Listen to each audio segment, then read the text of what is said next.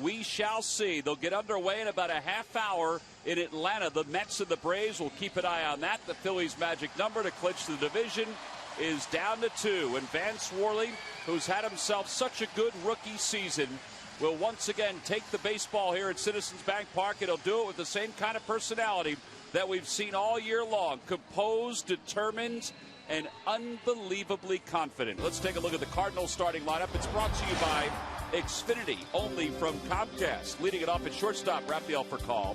Alan Craig is in right field. He'll hit second. Albert Pujols bats third, followed by Lance Berkman and David Freese. John Jay, the center fielder, hits sixth. And the bottom third of Molina, Shoemaker, and Jaime Garcia to face Vance Worley. And here is Vance Worley. Great numbers, as Tom said. He is 7-0 in this ballpark. Has won 7 straight games in this ballpark in his 12 starts. Overall, an 11-2 record. Finally lost a game when 2 outs and nobody on base the other day in Milwaukee wound up giving up some runs. Phillies were not able to come back in that one. But this guy has just been outstanding in what is his rookie year. Here's our Southwest Airlines scouting report on him. Slider, curveball, changeup. That backup sinker is his pitch, though. 88 to 92 with his fastball. It's what he's done in his last 10 starts. And called third strikes. 53% of his strikeouts are on called third strikes, and a lot of them on that pitch we just talked about that just freezes hitters. I think part of it is that he surprises the hitters because he's so young, and he has refined that two-seamer to the point where he could throw it at any time. Yeah, and Brian Schneider does a great job catching him back there and waiting most of the time till 2 strikes till they throw it, and it just seems to freeze hitters. We'll see if he has it going tonight, and if the home plate umpire, who's Rob Drake, is prone to calling. Now it's time for our Nissan keys to the game. A little different night here. It's a nice night for baseball. The wind has really died down. Well, hey, the St. Louis Cardinals are going to be tough here because they are fighting for a wild card spot with the Braves, and the Phillies, on the other hand, they know it's inevitable, and they are looking to celebrate as soon as possible. Yeah, the Cardinals have 2 destinations in sight. They have the Central. They're down 5.5 behind the Brewers. And they have the wild card. They're down 4.5 to the Braves. Rafael Furcal leads it off for St. Louis. There was some question as to whether he was going to be in the lineup because of a sprained left knee. And he takes, and it's high, and we're underway. I haven't seen this guy much because he's been hurt a lot. And, of course, the last time we saw him, he was in a Dodgers uniform. 6 home runs with the Cardinals and 13 runs batted in. Right on top of home plate. And a strike on the outside corner. It's 1-1. Rarely see a guy stand that close to the plate. Tony La Russa in his 16th year with the Cardinals. 2,719 wins. He's a big-time baseball guy. A lot of respect everybody has for Tony La Russa. Charlie Manuel really has a lot of respect for him. Always talks highly of him and really enjoys the times when they get a chance to sit and talk baseball. Charlie says you learn stuff from him. Well, his win total, managerial win total, 3rd most in Major League history. 1 ball, 2 strikes the count to Rafael Furcal. And he got him on the inside corner. There's that two-seamer. One away here in the first. And that was a called third, right? Yes, it was. It's amazing. It really is. You just never cease to marvel at this. How many of the strikeouts he gets are called third strikes. Here's that little comeback sinker. Now, this is a guy standing right on top of the plate trying to take it away from him, really. He threw it right at him, boom, over the plate. Worley's numbers at home, a 2.07 earned run average. Worley and Cliff Lee have some of the best home numbers in Major League Baseball. Alan Craig is the hitter, and he fouls the first pitch off the mask of Brian Schneider. It's 0-1. Craig is in right field tonight. He was 4 for 5 in the Cardinals' last game with a couple of home runs. And it's no balls and 1 strike to him. Another guy's been hurt. Freese, who's playing here tonight, he's been hurt a lot. They've had a difficult year, have the Cardinals, with injuries, and it started with Wainwright in spring training. And they'll be without Matt Holliday for this weekend series. That's a big loss. There's no better 3 hitters in baseball than Matt Holliday and Berkman and Pujols when those guys are together. Swing and a miss. It gets away from Schneider. He'll try to complete the strikeout. He gets to it and does. Nice play by Mayberry. 2 up, 2 strikeouts. And the putout goes 2-3. 105 strikeouts now on the season for Vance Worley. That was a breaking ball.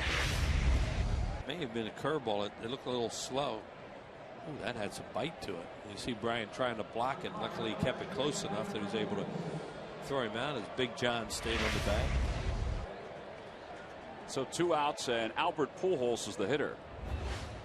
Pujols has 8 RBIs in the last week of games. 93 on the season. He leads the National League in home runs with 35, and he rips one towards center field. It'll slice a little bit to right center, but Victorino is there. And it's a 2-out single for Pujols. Boy, he hits it hard. Reminds you of Pence a little bit, and Ryan Howard. They're just different, the sound it makes when guys like that hit a baseball. Well, 2,055 hits in his major league career. That'll bring Berkman into the plate. Berkman's hit .341 here in the month of September. His overall average .290 with 30 home runs. He's had somewhat of a renaissance this year with the Cardinals. Look what he did last year. At this point, he was with the Yankees and was filling in a little bit at first, DHing some, but was not having anywhere near the year he's having this season with the Cardinals. He got off to a tremendous start. He just kept it going for most of the season.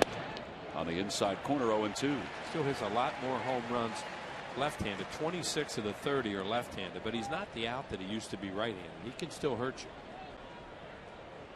Well, let's see how Brian Schneider and Vance Worley pitch him in this at bat with a count 0-2. Now this guy is smart. He's looked at a lot of video. Oh. Jimmy Rollins is on his way to the dugout. Now he's kind of acting like he's just fixing some dirt out there.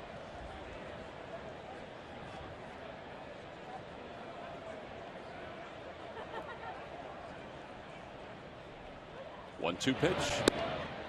And it fades outside. 2-2. He tried to throw that pitch of his that he gets so many strikeouts on, but missed with it. Active leaders in on-base percentage. Berkman is third. Pujols is first. Yeah, Berkman will walk a lot.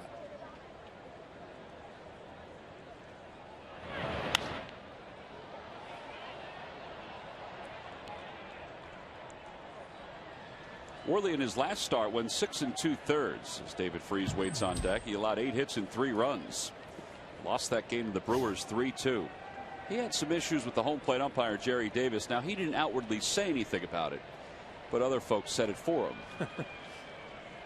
2-2 pitch. Hit towards center field. Victorino comes sprinting in, and he makes the diving grab. As he tumbles, he hangs on, and the side is retired. Excellent defense behind Vance Worley. No runs, 1 hit, 1 man left, and 1 outstanding play by a Gold Glover in center field. Now they got a number of different items, old and new. There's some of the older items, and some of the newer items are hanging on the opposite wall. Stop by there if you get a chance, if you come to Citizens Bank Park before the end of the regular season or in the postseason. Let's take a look at the Phillies starting lineup. It's brought to you by Xfinity, only from Comcast. Jimmy Rollins leads it off at shortstop, followed by Shane Victorino and Chase Utley. Hunter Pence bats cleanup. Placido Polanco hits 5th, then John Mayberry 6th, and then Francisco, Schneider, and Worley. And they'll face 25-year-old left-hander Jaime Garcia. I aged him a couple, or detracted some of his age. Yeah, well, that's all right with him. Garcia's good. He's 12-7, a 3.68 earned run average. He's real good. He's out of Reynosa, Mexico. Good looking pitcher. Rollins takes low. It's 1 ball and 1 strike. Throws him change up there, and he will pitch inside to right-handed batters and compete. Rollins hits it hard towards shortstop, but it's caught by Furcal. And 1 away.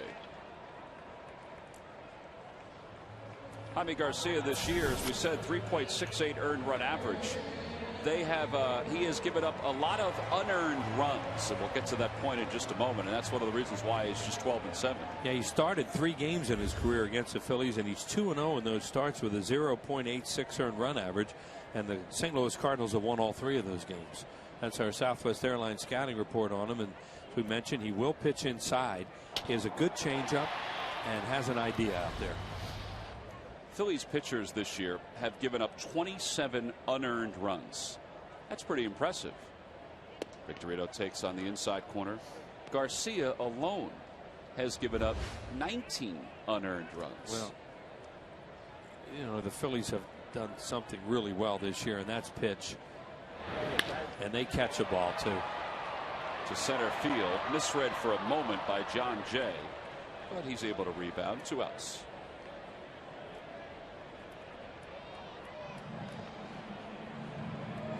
Well, with one set of statistics, you get an indication on why the Phillies are successful and why the Cardinals left-hander has just a 12-7 record, or maybe not a little bit better. Right. Unearned runs.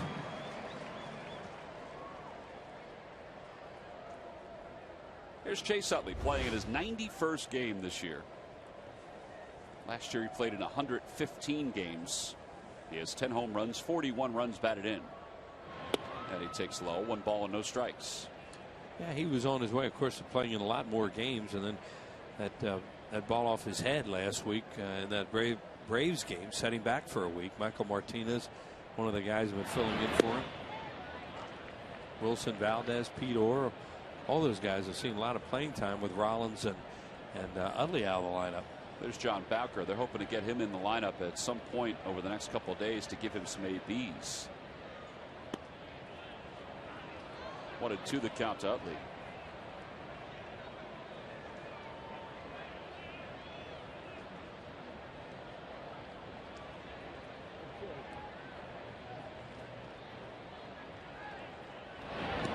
Chase was 2 for 5 in yesterday's day-night doubleheader. The second time this year the Phillies swept a day-night doubleheader from the Florida Marlins. The Lucky McDonald's Phillies home run jackpot contestant is Mark Sakowitz from Fulcroft, Pennsylvania. Phillies hit a home run in today's ball game. Mark will win $100.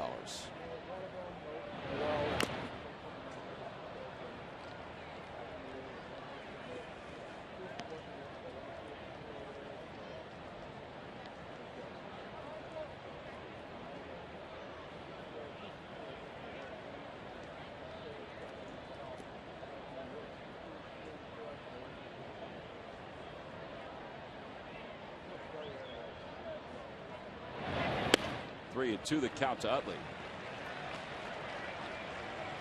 Hunter Pence batting cleanup tonight. Ryan Howard gets the night off. Charlie Manuel was asked about that. Said, is it because of his sore feet and there's a lefty? He said, no, a little bit of both. Slow roller right side. And Schumacher is there, and the Phillies are retired in order. Phillies go down 1-2-3, so Jaime Garcia has an easy bottom of the first. It's on to the second here in Philadelphia. Now featuring the MLB Authentic Collection T-shirts and hoodies. There's one of the hoodies, and more postseason styles will arrive daily. The Majestic Clubhouse store at Citizens Bank Park, open every day from 10 a.m. until 6 p.m. Look at that cat. He's there with eye black on and ready to go. Mike Miller, one of our camera operators, was wearing one of the new sweatshirts and spotted a youngster who already has one of the new sweatshirts. They're looking to see, are we on Fanavision right now? No, you're on even more than that. That's exactly you're on right. a big time telecast here. He's wearing the giveaway for tonight, brought to you by Cabrini College, that Nick cap. Pretty neat. There are going to be some phones ringing in that family. David Freese leads it off here in the second and swings at the first pitch. This is another one of their players they really like. He's hurt a lot. He missed 51 games this year. Yeah, he's had a broken bone in his hand and also has been bothered by a sore hamstring. Overall hitting .294 with 9 home runs.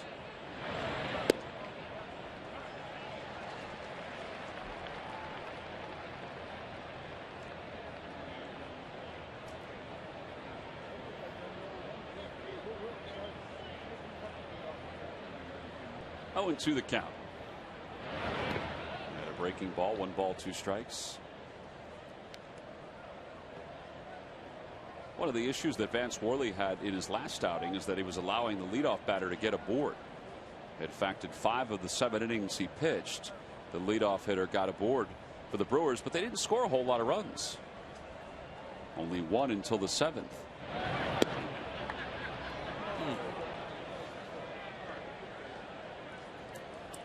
On the Toyota Major League scoreboard up in Boston, the Rays, who upended the Red Sox yesterday, lead the Red Sox 2-0 today. That's Josh Beckett, who's pitching for Boston. Seems like Longoria is getting a little warm lately. Yeah, Longoria and B.J. Upton both are getting hot at the right time for the Rays, who are just 3 games behind the Red Sox in the race for the wild card, and the Angels are only 4 games back.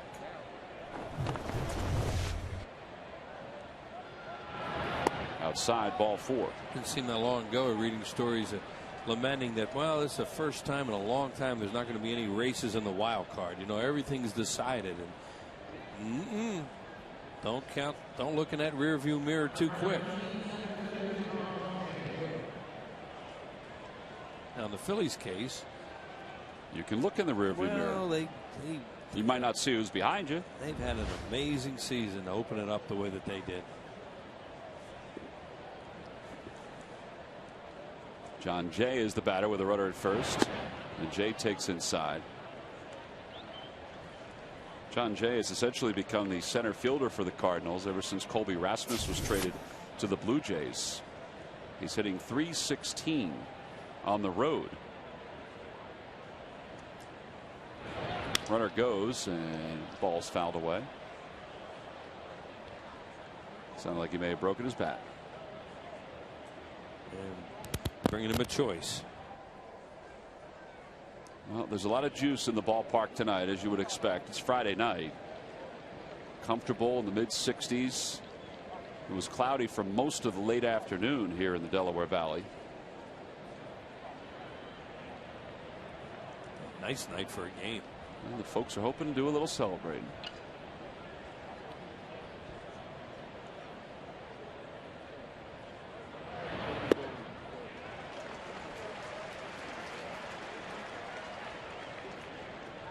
John Jay's been one of the hottest hitters in September in the National League. He's hitting .442 in September. He's a really good looking player, and he can run too. He has 17 infield hits. Hits that one toward left field. Francisco venturing back. He gets to the spot. And Freese was a half step past the second base bag and had to go back and touch it and go back to first. During the 2011 season, Turkey Hill will contribute $100 for each Phillies victory and 5 cents for each carton of Phillies Grand Slam ice cream, sold to support the Phillies youth baseball and softball programs. And a lot of money donated to that cause because the Phillies have won 97 games, which matches their total from a year ago. There's Yadier Molina. And he rips one towards short, just over the glove of Rollins. Second hit of the night for the Cardinals. They have first and second with 1 out. Talked about it last night, how Chase Utley came up and got a hit because the infielders have to cheat for a double play. There's another example. You have to cheat for the double play. Now Jimmy Rollins is all the way back where he would be with nobody on base. That's a stay with him hit for Molina. You know, boy, you hit that nice, but take some pine. And in this case, with the infield, you got to cheat up. You're going to get a base hit out of it. That'll bring Schumacher to the plate, playing second base tonight. Batting 8th, hitting .292.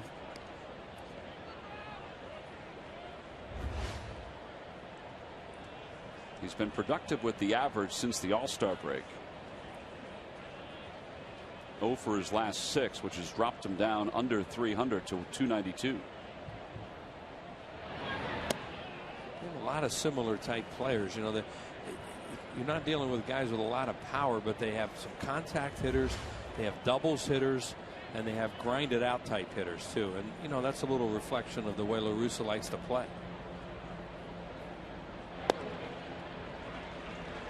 Of course, he's got 3 bombers too when Matt Holliday's around. Well, he is a bomber as a hitting coach as well. Yes. Mark McGwire out there standing behind the batting cage during batting practice, watching his guys.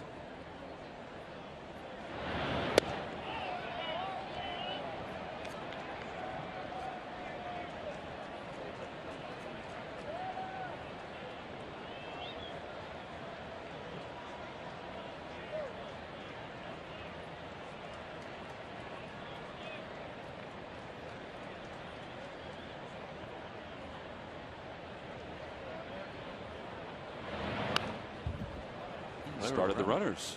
They were running 3-1, so you know they're going to run 3-2, which is interesting with a pitcher on and one out and the pitcher on deck, because you strike out into a double play, you lead off with the pitcher next inning.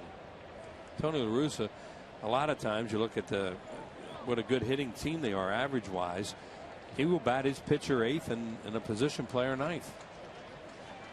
Runners go again. The pitch fouled away again. He has a lot of confidence in Schumacher that he's not going to strike out into a double play. You hardly ever see teams run with one out, a 3-2 count, and the eight hole hitter up because the pitcher's on deck.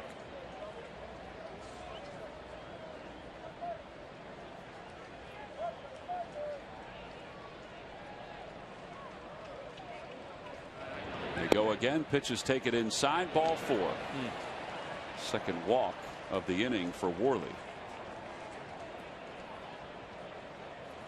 Brian Schneider threw that. You could see he let up on it a little bit because obviously that's a live ball at that point. That's why catcher wants to get a quick call from the home plate umpire. He's talking to him right now. As Utley comes in to say something to Worley. Brian Schneider was just talking to Rob Drake about that. They want a quick call on that count so they don't go firing the ball down there on a walk. Because if it goes into the outfield, guys can keep on running. Phillies will set up to try to turn 2 and get out of this inning. It's bases loaded, 1 out, top of the second, a scoreless game. Jaime Garcia, the pitcher, is the batter. He swings at the first pitch, took a pretty good hack, and he fouled it back. It was a really good hack for a guy 6 for 55. Does have a homer this year. 8 runs batted in for his career. 6 of them this year.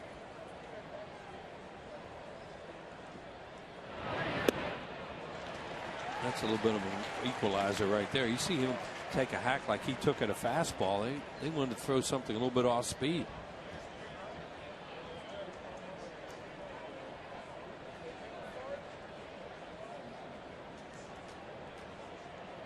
Oh, and 2 the count to Garcia. Another curveball.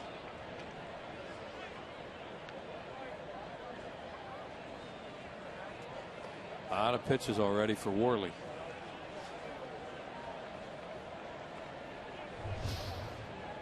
.21 this inning, 14 in the first.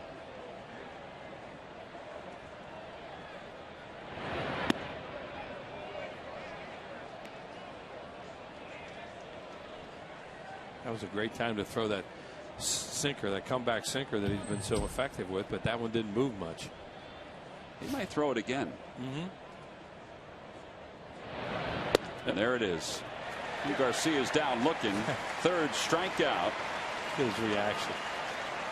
You know, that's not a reaction where you're angry at an umpire or anything. It's like, man, that thing really froze me.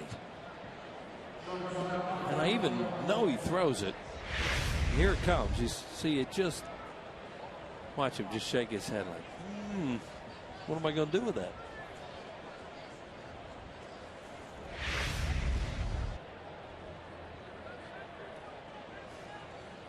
So here's the top of the order for Call, and he takes low. 1 ball and no strikes.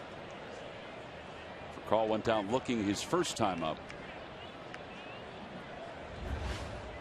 106 strikeouts for Worley this year, 57 looking. Yeah, he came in with, as we said, a percentage of 53%. And now he's behind 2-0 for Call. This is what his MO has been in his brief major league career. As he gets into trouble and he pitches out of it. Well, you know, he'd much rather have easier innings. But now he's really got himself in a pickle against a pretty good hitter ahead in the count.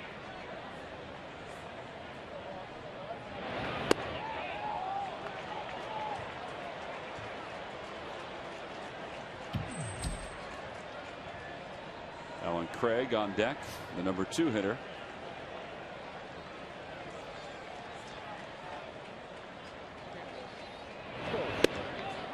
And ball 4. That just missed, and he forces in a run. Third walk of the inning for Worley. It's 1-0 Cardinals. And here comes Rich Doobie. That was a close pitch. Yeah, it was. So was the one where he walked Schaefer or Schumacher to load him, but they missed. Now this conversation, a couple of things by Rich Stubio. Number one is let's just limit the damage to this. It's high and outside. Ball 4. He knows it.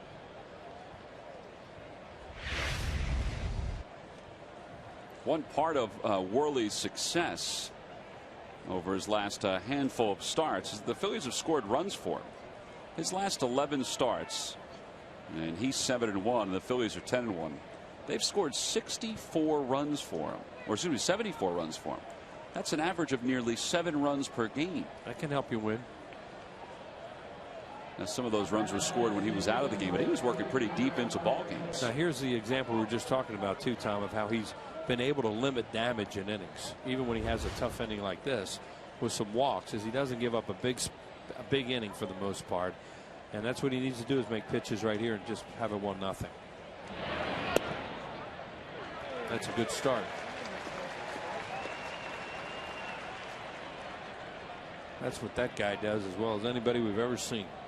Roy Halladay. Yeah, the opposition's hitting just over 100 against Halladay with the bases loaded.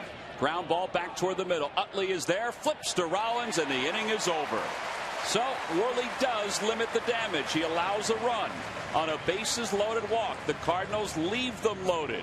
We go to the bottom of the second here in Philly. It's 1-0 St. Louis. Bottom of the second, 1-0 Cardinals. You can add that to your library of 30 Rock. Yeah, I like 30 Rock. Yeah. Good show. Upper Darby's very own Tina Fey is great in that show. Well, I'm not sure where any of the cast members are from The Big Bang Theory, but it's funny. Yeah. I'll take your word for that. Hunter Pence leads it off. He's hit it 9 straight. So Vance Worley allowed a run in the top of the second, but that's it. Now he'll see if his offense can get things clicking. Yeah, that was really big what he did there, to just limit the damage when he was struggling. Straightaway center field, not that deep. So 4 up, 4 down for Jaime Garcia. And that'll bring Placido Polanco to the plate.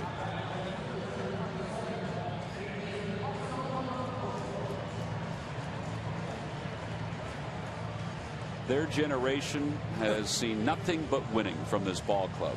You get a whole generation of kids growing up here that say, well, this team wins all the time. That must be boring. And their parents can go, not really. But enjoy it, because it has been great. It can be cyclical sometimes, so have a good time. And right now, there's no better era. 1 ball, 1 strike to count to Polanco. Polanco 2 for 3 in yesterday's day-night doubleheader. Well, they are officially underway in Atlanta, half an hour behind the Phillies tonight. And the Mets have a base runner with 1 out in the top of the first. This will be one time when we'll be checking that score out a lot tonight. Chris Capuano for the Mets. He's number 38. Derek Lowe for the Braves. He's number 32.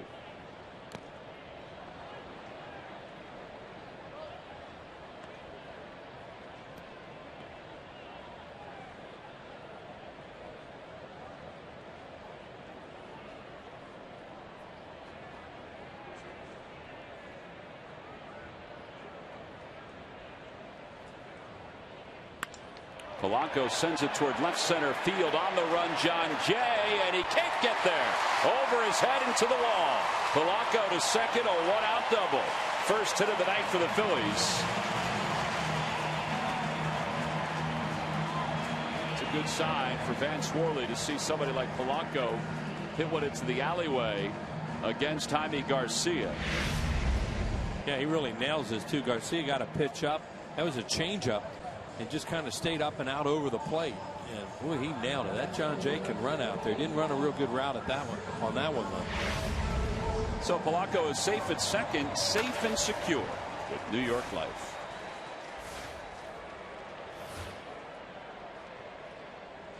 That'll bring John Mayberry to the plate. 31 runs batted in his last 41 games.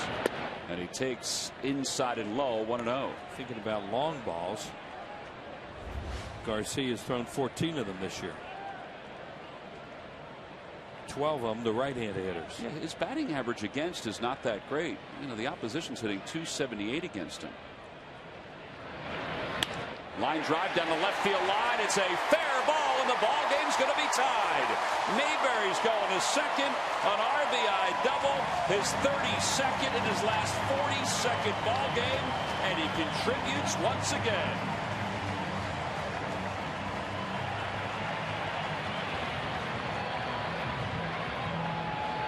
How about the second half he's putting together? And how about how many extra base hits this guy gets, too? Again, an extra base hit. I think it was a fastball that he hit, put a little hook on it, but had plenty to keep it fair. And double, a run for the Phillies. Just like that, they tie it up. So 1-1 ball game. Here's Francisco. Although Francisco has not played that often here in the second half, he has hit the ball well lately. And he's got a runner in scoring position in Mayberry.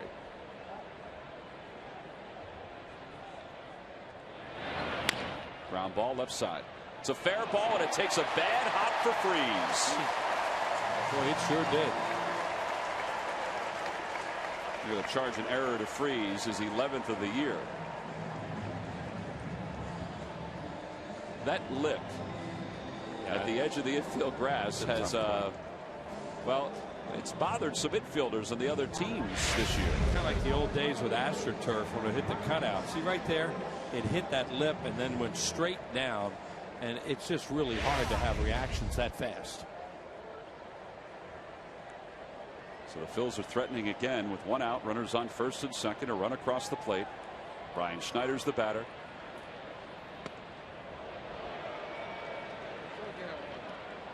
And no chance for John to move over to third base. Mayberry to move over to third base because all that was happening right around the bag.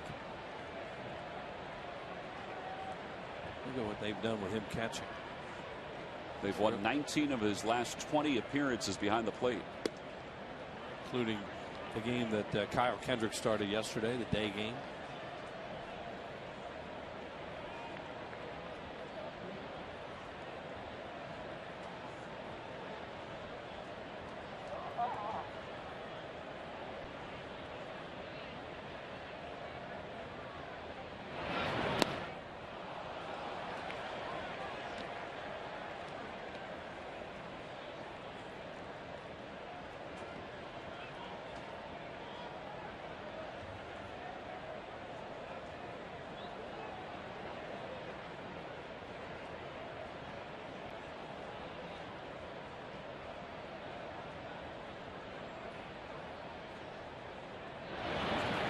Ground ball right side. It's going to be flagged down by Schumacher. Garcia didn't cover first, so it's an infield single for Brian Schneider. Carlos Ruiz getting the night off. He enjoyed that, and the bases are loaded. And other good news around the National League. Look what's going on down in Atlanta. David Wright against Derek Lowe, his 13th home run of the year, and that was a shot. And it's 2-0 New York at the top of the first. A slider down, too. Not a bad pitch there, it didn't look like, by Derek Lowe, but he knew where it was headed. Derek Lowe has allowed now 11 earned runs in his last 15 1/3 innings. Here, the Phillies have tied it up at 1. They have the bases loaded and 1 out in the bottom of the second. This guy will be hacking, too. Vance Worley likes to hit, and he hits balls hard. They've changed Francisco's ball to a base hit. And a good job again to correct that, because it hit the lip, and it's just really hard to catch that ball when it did that. Ground ball foul, and it's 0-2. Do you agree that Lance Berkman is a little shallow in left field for Vance Worley? Yes. I mean, he may fly out to Berkman, but he can, you know, if he hits it, he can hit it. Yeah, but what he's thinking is a fly ball out there, and he's going to throw Mayberry out at the plate. Well, no fly ball. It's a strikeout. 2 outs here in the second. That'll bring Jimmy Rollins to the plate. Well, he pitched Worley like he's a hitter.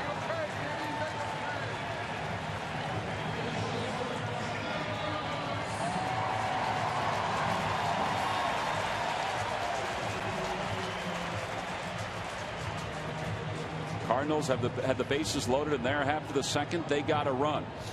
The Phillies got their run before they loaded up the bases here at the bottom of the second. Let's see if they can get another one or two.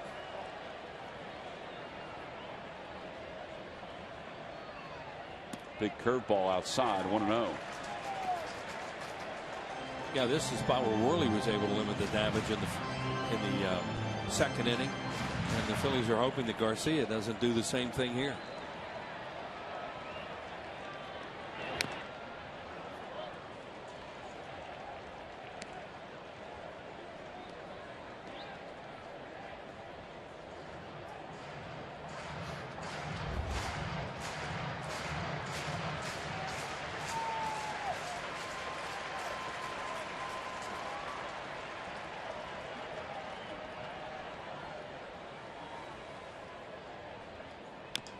Little number up the third base line. It's a foul ball.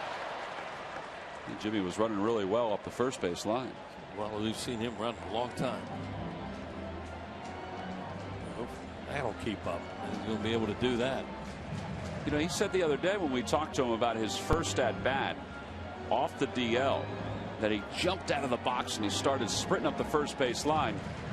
And he said that psychologically he told himself, whoa, whoa, whoa, hold on, hold on. And he backed off a little bit, but he said that he feels if there's a ball that's hit toward the hole or slowly hit like that, that he can beat it. Well, he thought that was a hit, obviously. When the last time he saw it, he thought he had had a chance for a hit. He was really flying down that line. 1-2 the count. Outside, 2 balls and 2 strikes.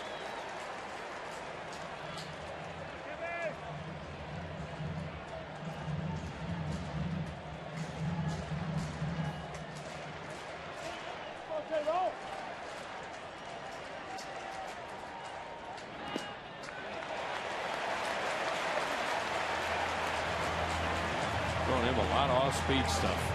That was a breaking ball there to go to 3-2. Change-up, curveballs.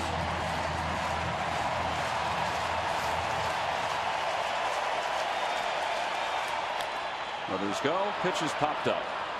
Albert Pujols and Schumacher are there, and Schumacher makes the catch. And the Phillies leave them loaded here in the second. They do get a run, though, on an RBI double by John Mayberry to draw even at 1 apiece. For Mayberry, it's his 16th of the year. We go to the third in a 1-1 game. Go to the fan section for all the information, and please submit your answer on the subject line. Wheels, the question is, what Cardinal stole 16 bases against the Phillies in a single season? That's a lot of bases. What year was it? They'll give it away. The answer will be revealed in the 7th inning. I almost got you to say it, too. No, I wanted to see if it was a year. Well, I wanted to see where it was in his career. Well, if you were to give me a certain decade, let's say, it would make it easier. I understand that. Because they had a real good base stealer. Vince Coleman?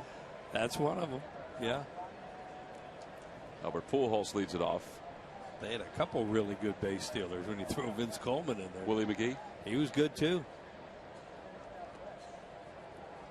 They were called the Running Redbirds for a reason. Pujols singled his first time up. First of 2 hits for the Cardinals in the first couple of innings.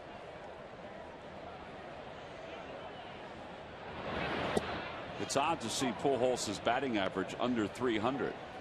It's at 297. I mean, he's a lifetime 300-plus hitter. He can still get there. Oh, yeah.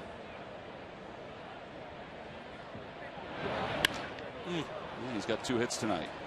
And they were both BBs. That's going to be a well-compensated free agent at the end of this season. We talked last week about Prince Fielder, where there's another guy who's going to hit the lottery. Can you imagine him leaving St. Louis? Well, I guess in this day and age. Yeah, you can. I know what you mean, but yes, you can. I mean, I could see Prince Fielder leaving Milwaukee. He's made that clear over the last couple of days that he thinks he is going to leave Milwaukee. But I think, there's a little bit of animosity going on between the Cardinals and Pujols at this point, and that would be the reason. But yeah, I mean, he is their franchise and has been. I don't know what the last reported offer was, but it was a lot of money. Yeah. but I think he wants more. Right, and then they just shut down negotiations for the season. That was in spring training, right? Around there, yeah. When they made the offer. 0-1 the count to Berkman, who's also a free agent. And it's 0-2.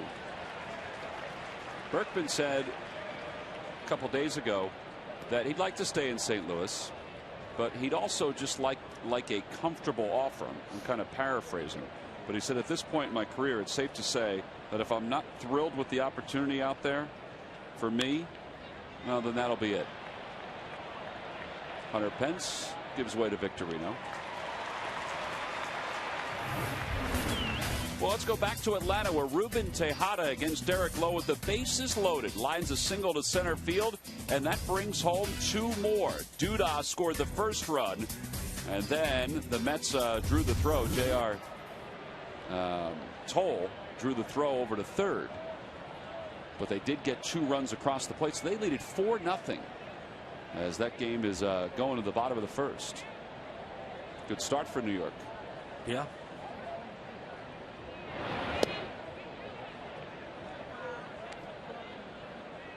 Again, if the Braves lose and the Phillies win, the Phillies have clinched their 5th straight National League East title. And the Cardinals look up there and see that score, and they like it too.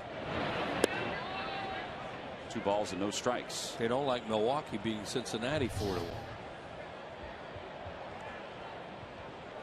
51 pitches already for Worley.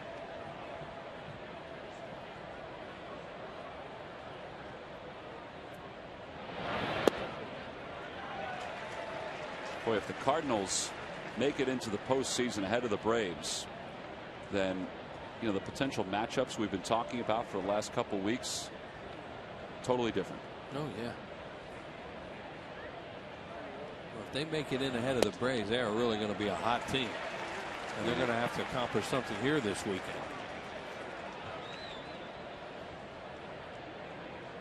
And Tony La Russa will have to do it this weekend without Matt Holliday. It's 2-2 to Freeze with a runner at first.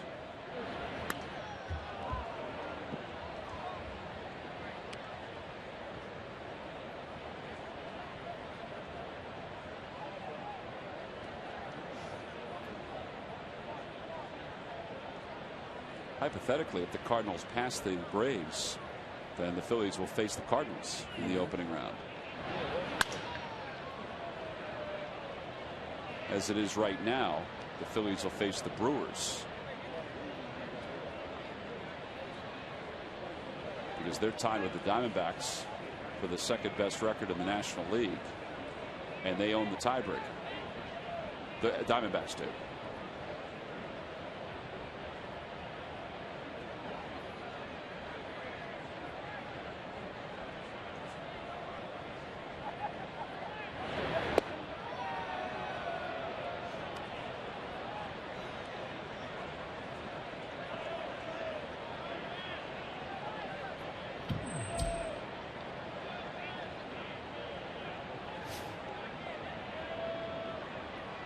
Goes, pitch fouled away.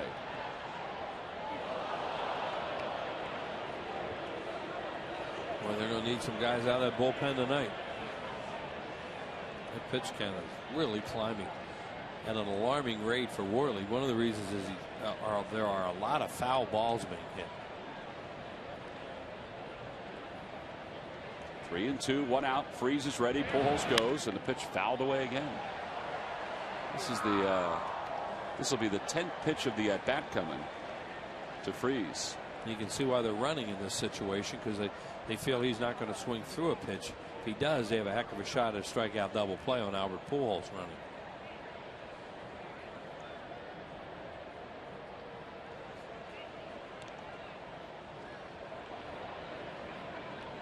So they have a throw over anyway, but he's not trying to get any kind of jump over there. He's just running on the count.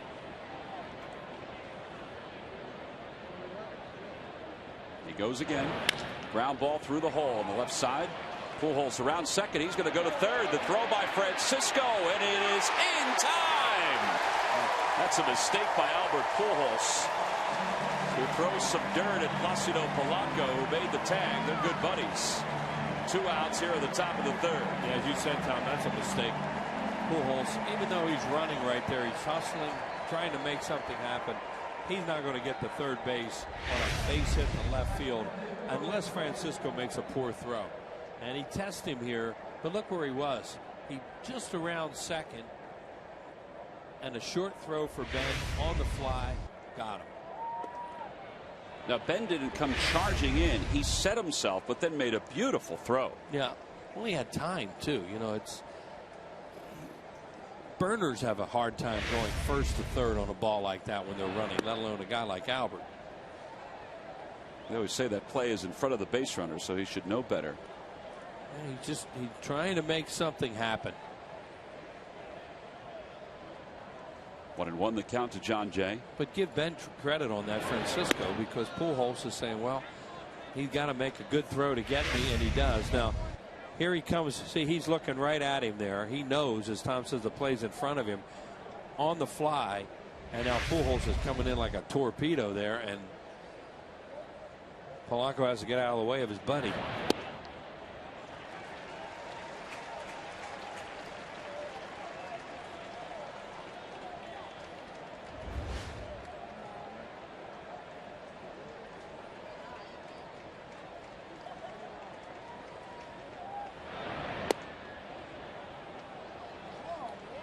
He nearly offered at that curveball. Oh, what a beautiful ballpark. See that shot.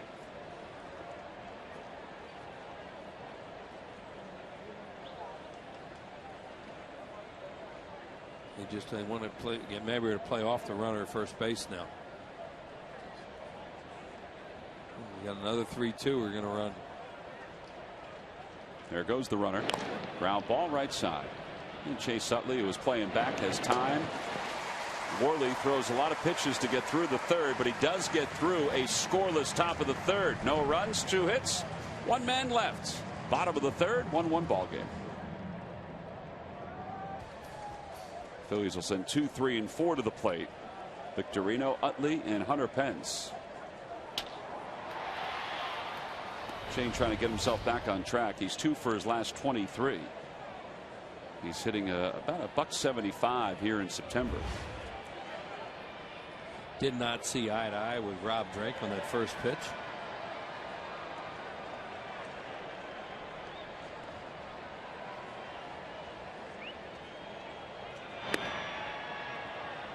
Nor that one.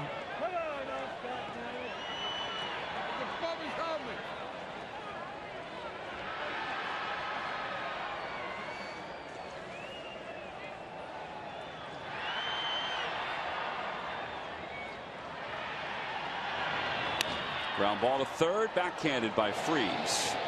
Ball was hit hard. Freese playing up, makes a nice play for the first out. Hey, did you have tickets for Sunday, August 14th? If you did, well, that game has been rescheduled for this Tuesday at 1:05. It's part of a day-night doubleheader against the Washington Nationals. It's game number 62 on your ticket, so you can use that ticket for this Tuesday's afternoon matchup against the Washington Nationals. That guy will be there. Yeah, boy, it really rained hard that day. At August 14th. What was it? They were going to dedicate Harry's statue.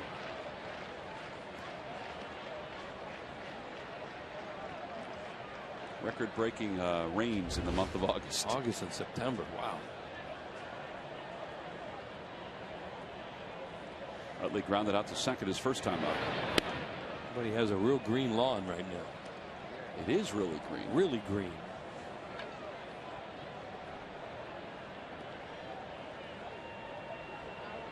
Trees are overgrown. Fall could be pretty this year, maybe with all the rain. Could be some nice foliage, huh? It's a great time of the year. On the Toyota Major League scoreboard, Michael Bourne led off the bottom of the first with a triple and then scored on a sac fly by Chipper Jones. So it's now 4-1. That game's in the bottom of the first. The Braves are still batting, and they're still threatening. Utley grounds it toward Pujols, who backhands. This time Garcia is there to cover. And it wasn't an easy catch for Garcia. 2 outs. Well, that game has now moved to the top of the second down in Atlanta.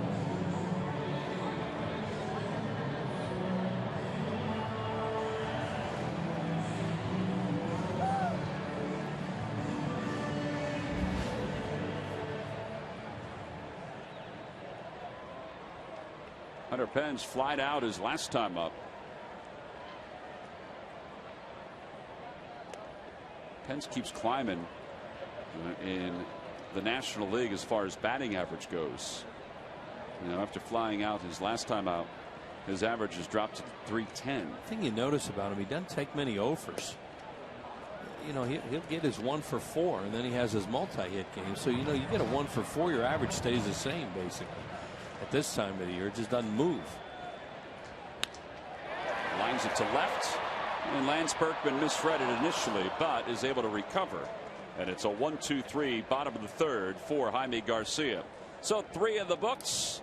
Hunter Pence retired to finish it up. He'll go back to work as the fans mill around Ashburn Alley. Top of the fourth. It's a 1-1 ball game. Vance Worley has thrown himself a lot of pitches so far. 65 pitches through the first 3 innings. Sarge, he's run some deep counts, obviously. He's been able to work out of a couple of jams. He hasn't really had a clean inning. This is kind of the way he looked in Milwaukee, but then started to settle in a little bit. Yeah, they're starting to really work the count on him. He's not able to get that first pitch strike the way we normally have seen him do, but he's still in the ball game, giving his team a chance to win, and that's what it's all about. 65 pitches, 14 foul balls. What does that tell you? Is there something that's missing right now with movement, extra movement? I don't think so. I mean, these guys are pretty good hitters. They got a good game plan. They're actually taking pitches. They're being aggressive at times on balls that have been right in the zone. So you got to give the hitters credit at times. I guess it's not always going to be easy. It seems like it was for a while for Worley, but he is a guy that guts it out. Molina lines it toward the alley in left center, but Victorino, just pure speed, tracks it down. Yeah, got a good jump on that ball as he tracked that ball down in left center, more so center field. 5 3-ball counts for Worley. Of those 5 3-ball counts, 4 are full counts.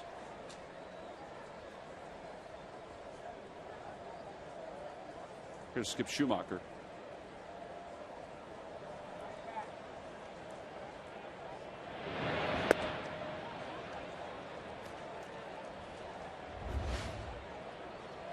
Well, they haven't been swinging at as many sliders down and in. Left-handed hitters. Once they start swinging at that pitch, he will make it a little easier for himself. Good pitch.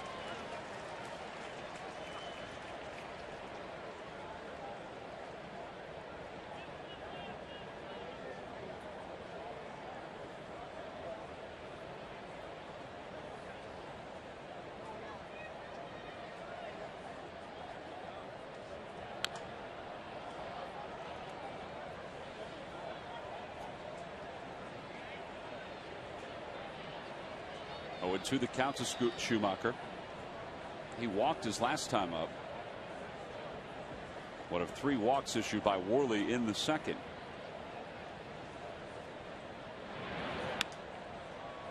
And he fouls it away. Back-to-back foul balls. Now that's that pitch that comes back on the left-hander, and they're doing a good job by staying in there, not hitting it, able to foul that pitch off.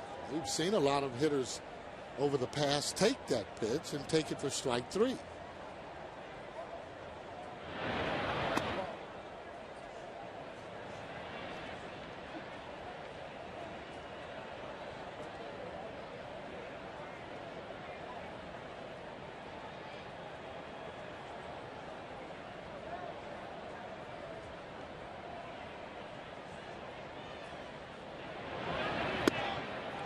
Just missed.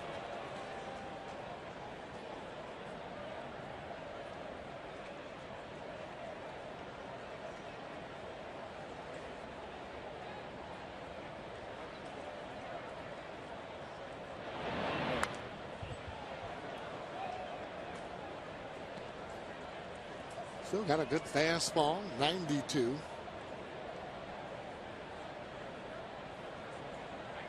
As the pitcher due up next.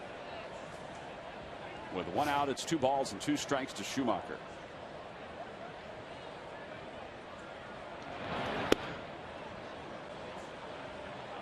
Didn't get that one. It didn't come back enough. There's the pitch, that 2-seamer that he runs back over the inside part of the plate. That's where you want to pitch it. You don't want it to go over the middle of the plate. And a called strike 3. Good spot. Schumacher gave up on it. And that's the 4th strikeout for Worley. And again, it's another strikeout looking. It's his 3rd of the night. Boy, just uncanny. But this is right there on the corner. That's filthy. Now all you can do is maybe foul that ball off. If you take it, you get that strike 3.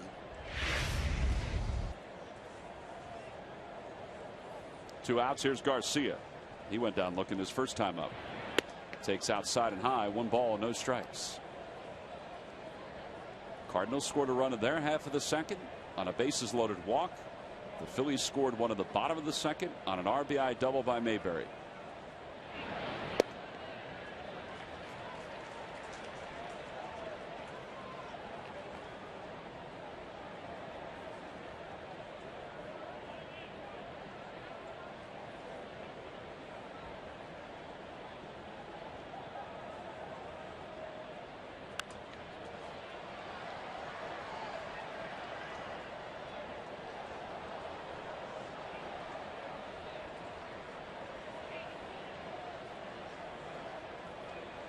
Be nice to get out of this inning with only 1 more pitch. He'd reach 80 for the night. And he's going to need at least 81. Well, that's how you get that pitch count up. They start fouling balls off. 3-2 counts will do it. And obviously walks. Got him on the inside corner, a 2-seamer that came back again. Well, that's his best pitch, as he's established it this entire year. And it's his best pitch tonight. He has 5 strikeouts, and it's his first 1-2-3 inning. Placido Polanco will lead it off when we return. 97th consecutive sellout here at Citizens Bank Park. Cabrini College cap night. Those knit caps that you see all the fans wearing. Pretty good giveaway. This is our first sign of fall these last couple of days with these cool temperatures. Placido Polanco leads it off. He doubled and scored his first time up. It seems so long ago when the Phillies acquired Polanco from the St. Louis Cardinals in that Scott Rowland deal. At the time, Tony La Russa did not want to give him up. Here we go, an update from Atlanta. Martin Prado rips one down the left field line just out of the ballpark. 12th home run of the year. It's a 4-2 ball game. Well, Fight Phil's really glad they end up getting Polanco. An excellent defense at third base. When they originally acquired him, he was playing second base, and then they sent him over to the Tigers because Chase Utley was ready to begin his big league career. And when they had a need for a third baseman, they re-signed him to a free agent contract. And defensively, he has been one of the best in the league the last couple of years. But Tony La Russa, to this day, and they won a world championship with Scott Rowland, but to this day, would still tell you that he hated getting rid of Polanco. Well, you know what you get every day. Well, and back then too, he was even more of a line drive type of hitter. Tony likes those type of players. It more type of blue collar, just goes out and does their job.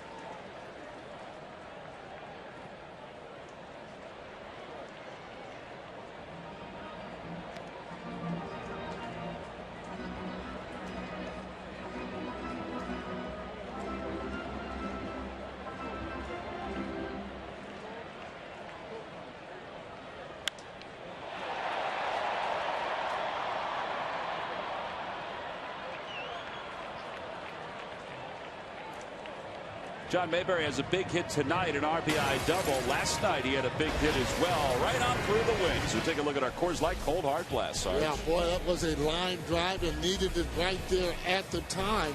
Hit that ball so hard, hit it right through the wind. That's your Coors Light Cold Hard Blast. 14 home runs, 47 runs batted in. Here's Francisco. Infield single his first time up. It was originally scored an error and they changed it to a hit.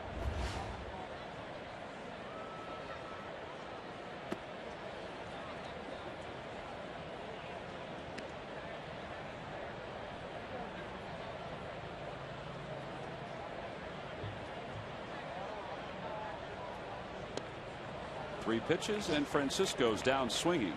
That's 8 in a row retired by Jaime Garcia. The Phillies go down in order. Vance Worley will take a breath, go back to work for the top of the 5th when we return. We go to the top of the 5th. 1-1 here. 4-2 Mets down in Atlanta. The magic number for the Phillies to clinch the National League East is down to 2. Any combination of Phillies wins and Braves losses that equal 2 will give the Phils their 5th straight National League East crown. Rafael Furcal leads it off, and he takes a strike on the outside corner.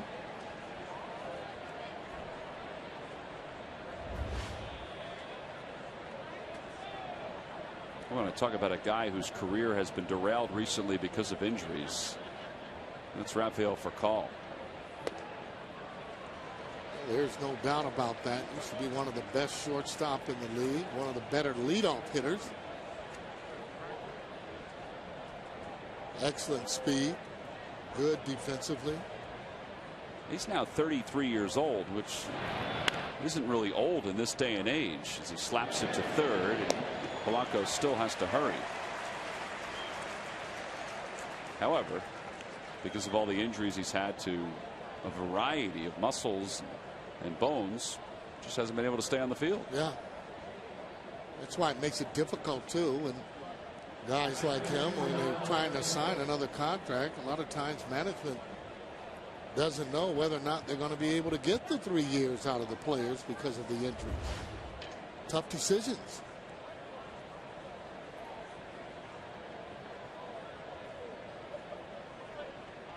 Alan Craig takes at the knees, 0-1.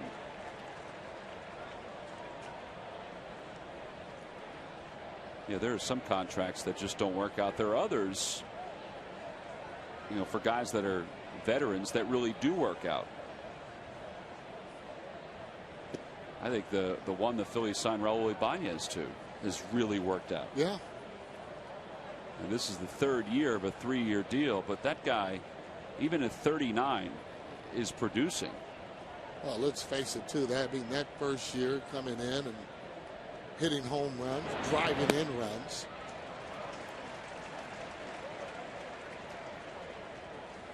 He made a catch yesterday that at the age of 39, I mean, just he can still move. Oh yeah.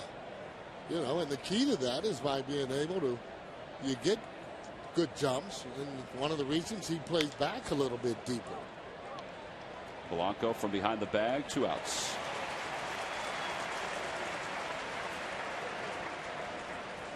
Follow the Phillies with the MLB.com @BAT11 app for your iPhone, iPad, Android, or BlackBerry. Get live audio, pitch-by-pitch tracking, video highlights, and more. Text @BAT 31826 or visit Phillies.com for details.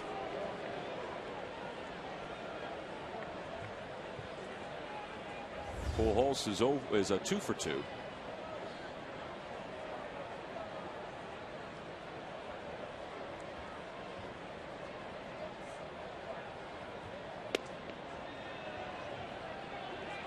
Both his hits coming on fastballs. Well, Albert's a type of hitter. I mean, if he hasn't seen a pitcher a lot, what he's trying to do is just kind of go for the base hits. A lot of times guys will still try to hit that ball out of the ballpark.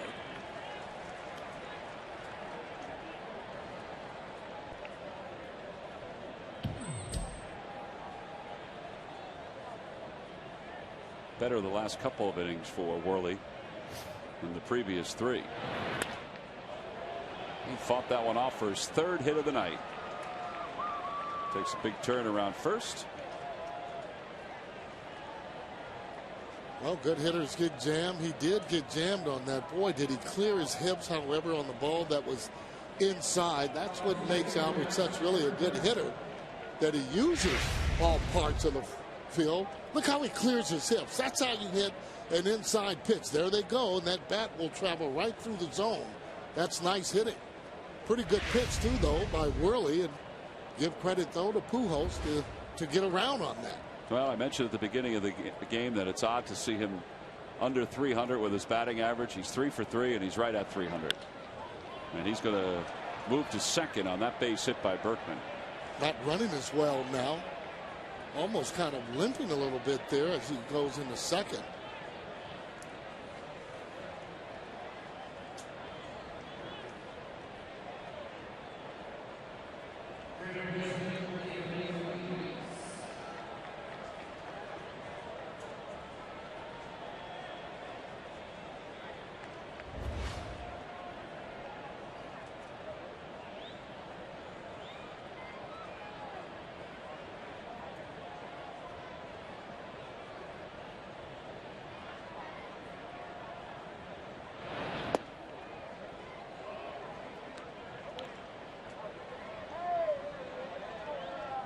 Pitching inside, not getting as many strikes inside tonight.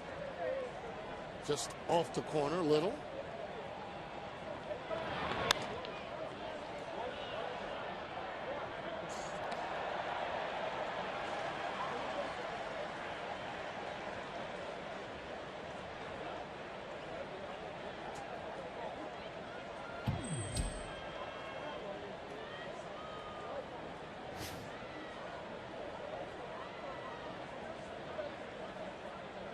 John Jay on deck.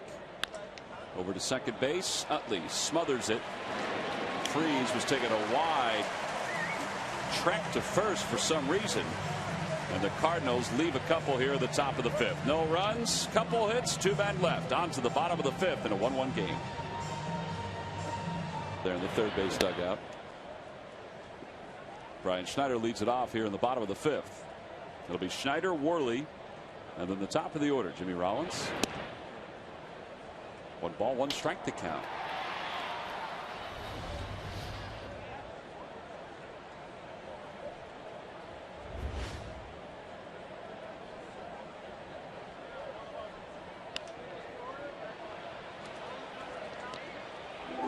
This has kind of snuck up on the Phillies this week because they had been scoring a lot of runs.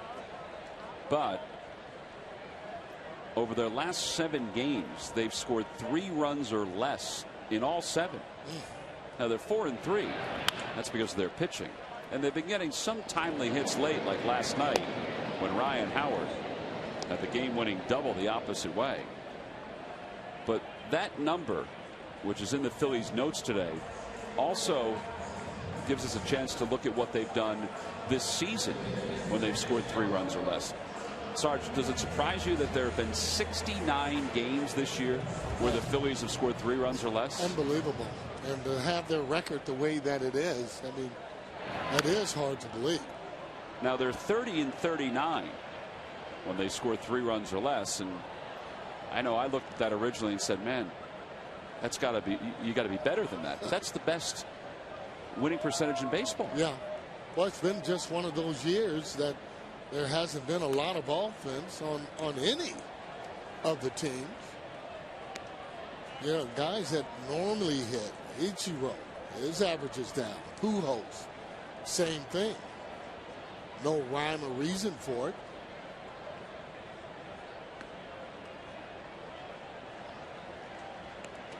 Just not squaring up enough balls. Just not. Got to be able to hit the ball hard 3 or 4 times during the course of the game and hope that you get a couple of hits. Well, during this 7-game span, and again, the Phillies are 4-3. They've averaged 2 runs per game. It just shows you how good that pitching has been. Worley's rung up for the second out.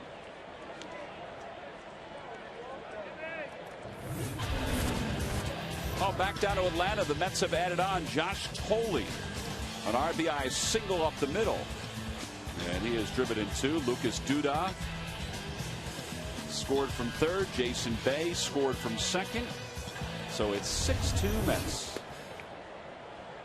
And again, Braves lose tonight and the Phillies win tonight.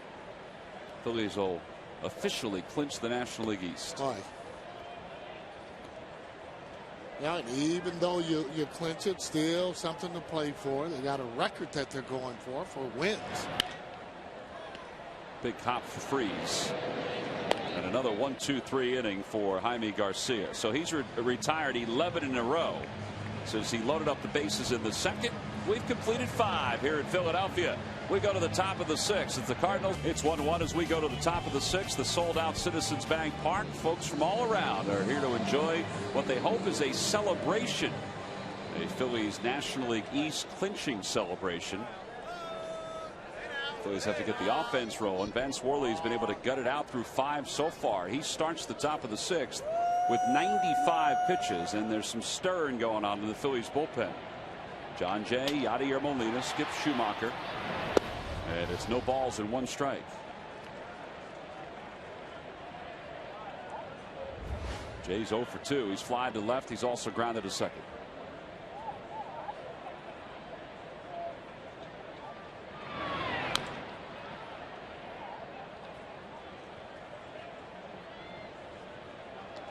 You gotta like how he's still battling. David Herndon up and throwing in the pen. No, the thing though, these days you just don't want to take a chance and have pitchers going 130 or more pitches for sure. Ball was hit hard. Mayberry makes it look easy. I would think, Sarge, that if he can get through the 6th, well, it depends on how many pitches he throws absolutely. in the 6th, but they'd be pretty content. Oh yeah. I mean, so far he has retired the Cardinals in order once. Every time the Phillies pitchers do that, Comcast will make a contribution to Phillies charities. Phillies baseball is brought to you by the Xfinity HD Triple Play, your complete lineup for digital TV, lightning fast internet, and home phone.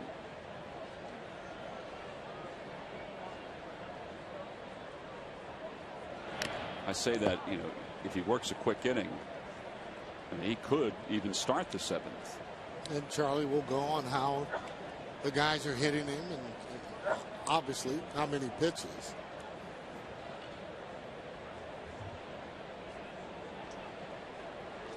Oh, and 1 the count to Yadier Molina. 0-2.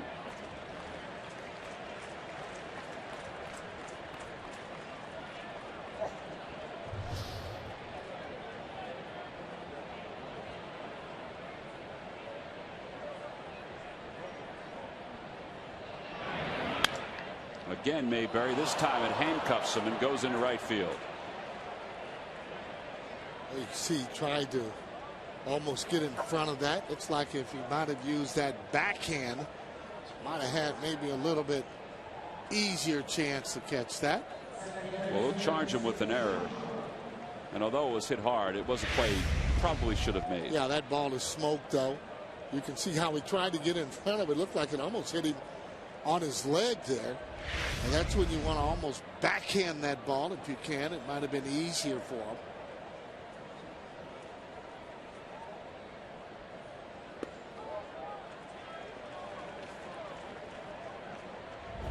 It's Schumacher, the number 8 hitter, and then the pitcher spot. Here at the top of the 6th in a 1-1 ball game.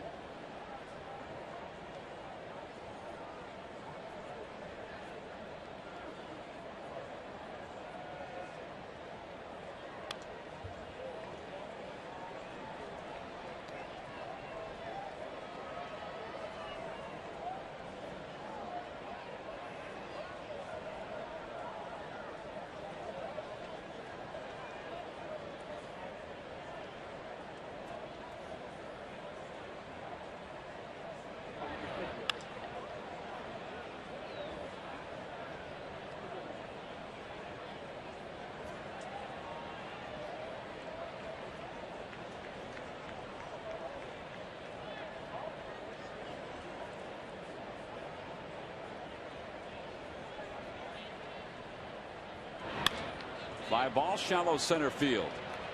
He's going to get his second out with his 105th pitch of the night.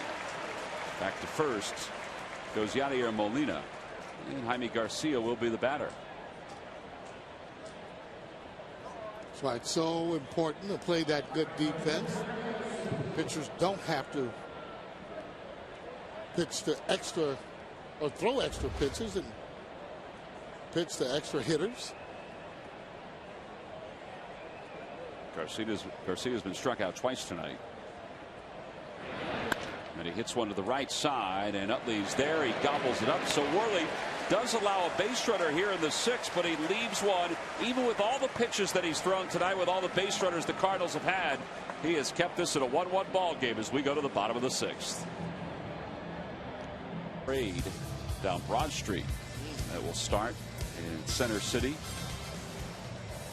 I read somewhere where Chase Utley said it was one of the greatest days of his life. That parade after the Phillies won the 2008 World Championship.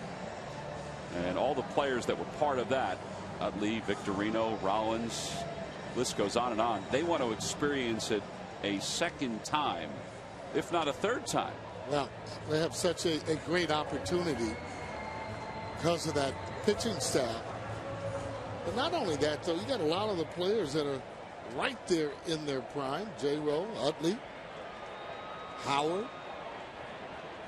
Veteran guys that know how to play. And most of the time get the job done. Well, Victorino tonight is 0 for 2. Not many guys have gotten the job done tonight against Jaime Garcia. He allowed 4 hits in the second, but hasn't allowed a hit in any other inning.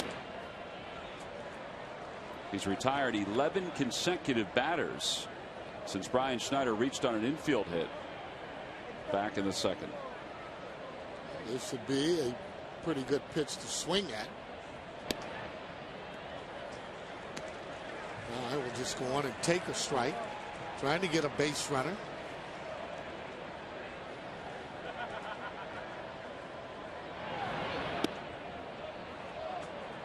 Borderline, not a pitch you want to swing at.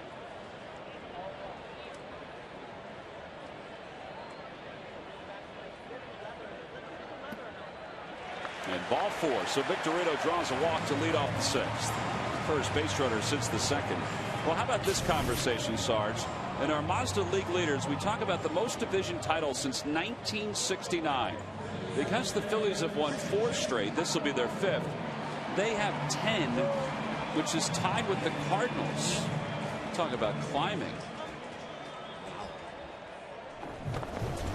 They put a totally different spin on their franchise's history with these last 4 years and now eventually 5 years. Yeah, well, in the beginning too, though, you had the guys that were really hitting the ball. They were really good offensively,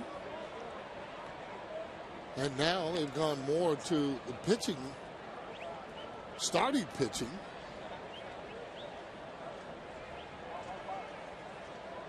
Those are the batters the Phillies have won over the last 4 years. And that's the way too, though. I mean, it has to start on the hill. The pitchers can make sure that you win ball games when your hitting isn't up to par.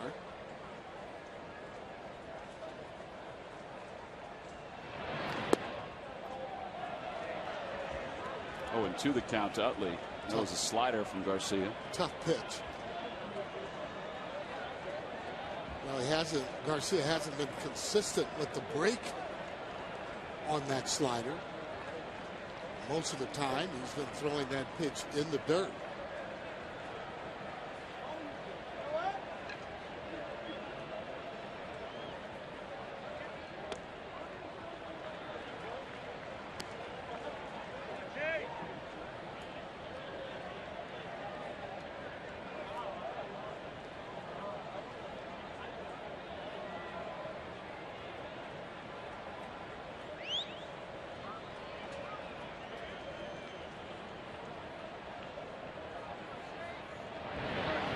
Ground ball right side.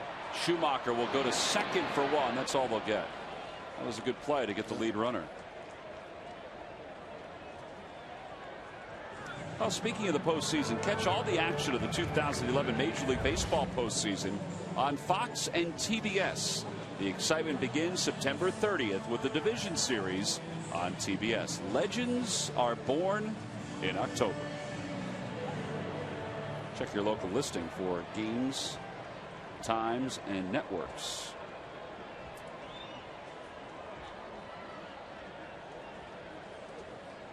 Hunter Pence is 0 for 2.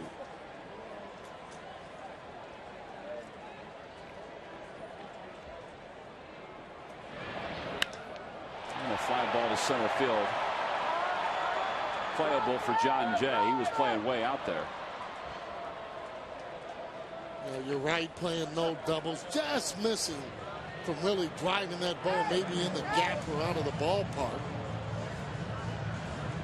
Very aggressive hitter on any first pitch fastball that resembles a strike.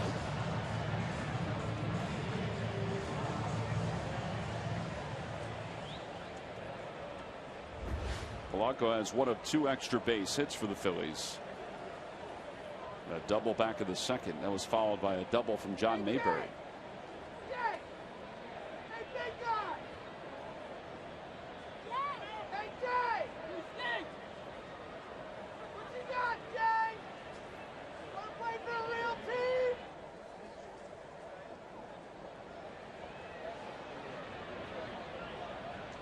Get a jump, not a bad time to try and steal a base. He's trying to get in the scoring position. Put a little more pressure on Garcia, pitcher.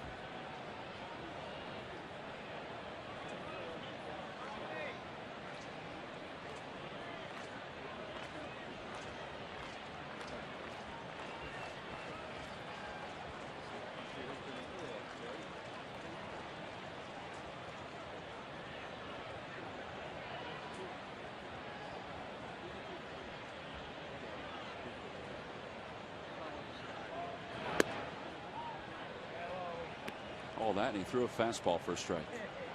Probably changing location, and a lot of times pitchers will do that. They'll shake off, not necessarily to get to an off-speed pitch, but just to change the location, inside to outside. Off the end of the bat, and it's caught out of the air by Schumacher. And the Phillies are retired here in the 6th. No runs, no hits, 1 man left. Phillies got their first base runner since the 2nd. We go to the 7th in a 1-1 game. Right now they're in another tight one, 1-1 with the St. Louis Cardinals. So that great play with Pujols being thrown out of third base on a base running mistake. John Mayberry has doubled in a run. That throw was made by Ben Francisco in left field. And their run by Rafael Furcal on a bases loaded walk, and there's Furcal doing that, Tom. When he first came up, that used to be his specialty. Yeah, he's not as quick as he used to be, but he still has pretty good bat control. Well, you know, he used to do that all the time, and he'd get doubles out of it. Yeah, he thought about it, but he stopped. Yeah, he would just do that. He would run up, and the third baseman would be up, and he would punch it like that. And with the speed that he had in those days, he would turn those into doubles many times. So David Herndon allows a leadoff hit. He takes over for Vance Worley, who goes 6 innings, allows a run, strikes out 5. Worley threw 106 pitches, and there were 24 foul balls in his outing tonight, which had to do his pitch count. Here's Alan Craig with a runner at first. For Kyle, it used to be automatic. He'd go. Now he doesn't anymore. It isn't automatic. He can still steal a bag, but at one time, if he didn't get a double, he would turn it into a double. He has 8 steals this year. He's been caught 5 times.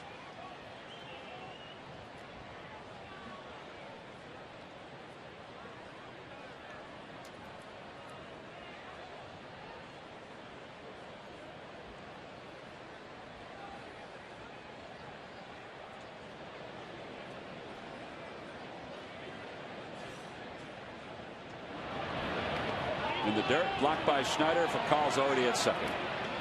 That'll be a wild pitch charge to David Herndon. That was a pretty good read by Furcal. Yeah, but he's still a great base runner. He just can't run like he used to because of all of his injuries. But he's smart. That ball bounces up. Brian Schneider blocks it. Look at it. Oh, that's a great job. You see him taking that little bounce. All his movement going towards second base. So when he reads the ball in the dirt, he's gone. He really learned something like that. Kids watching that on how to run the bases. Boy, a big strikeout for Herndon. One away here in the top of the 7th. Time to take a look at our Coors Light freeze cam. Wheels mentioned Albert Pujols getting thrown out trying to go from first to third on a ball to left field. Yeah, he's running on a 3-2 count, so he thinks he has a shot. He wants Ben Francisco to have to make a perfect play. He did. Placido Polanco puts a tag on him right there. Great freeze cam shot. That's our Coors Light freeze cam, brought to you by Frost Brewed Coors Light. You can see the spikes meeting between Pujols and Polanco.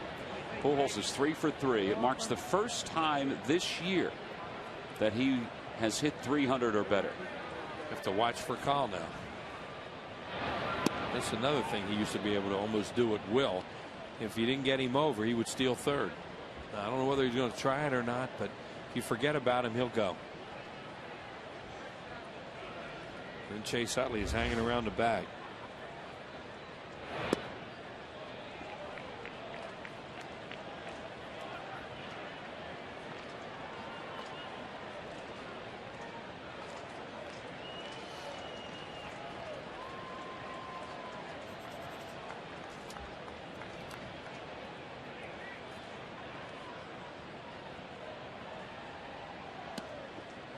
They're being very careful with Pujols. Yeah, if not pitching around him. Right, and the guy on deck is a problem too.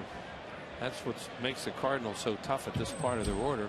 And then you throw Matt Holliday in there and think how difficult that can be.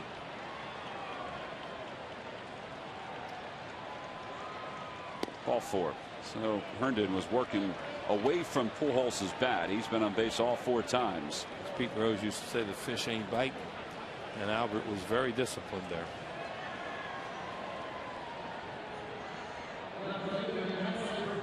So Charlie Manuel did not want Albert Pujols to beat David Herndon. Now he'll see if Herndon can get Lance Berkman to hit into a double play.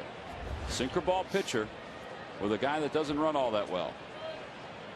Yeah, it's set up for that. Berkman's a clutch hitter, and they're going to try and get him to smother one here. And he'll swing at strikes. That's one thing about Lance Berkman. He's always been an on-base percentage guy.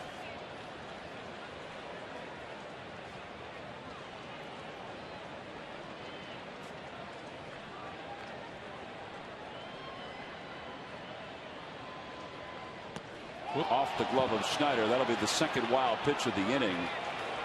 For call to third. Pujols strolls to second.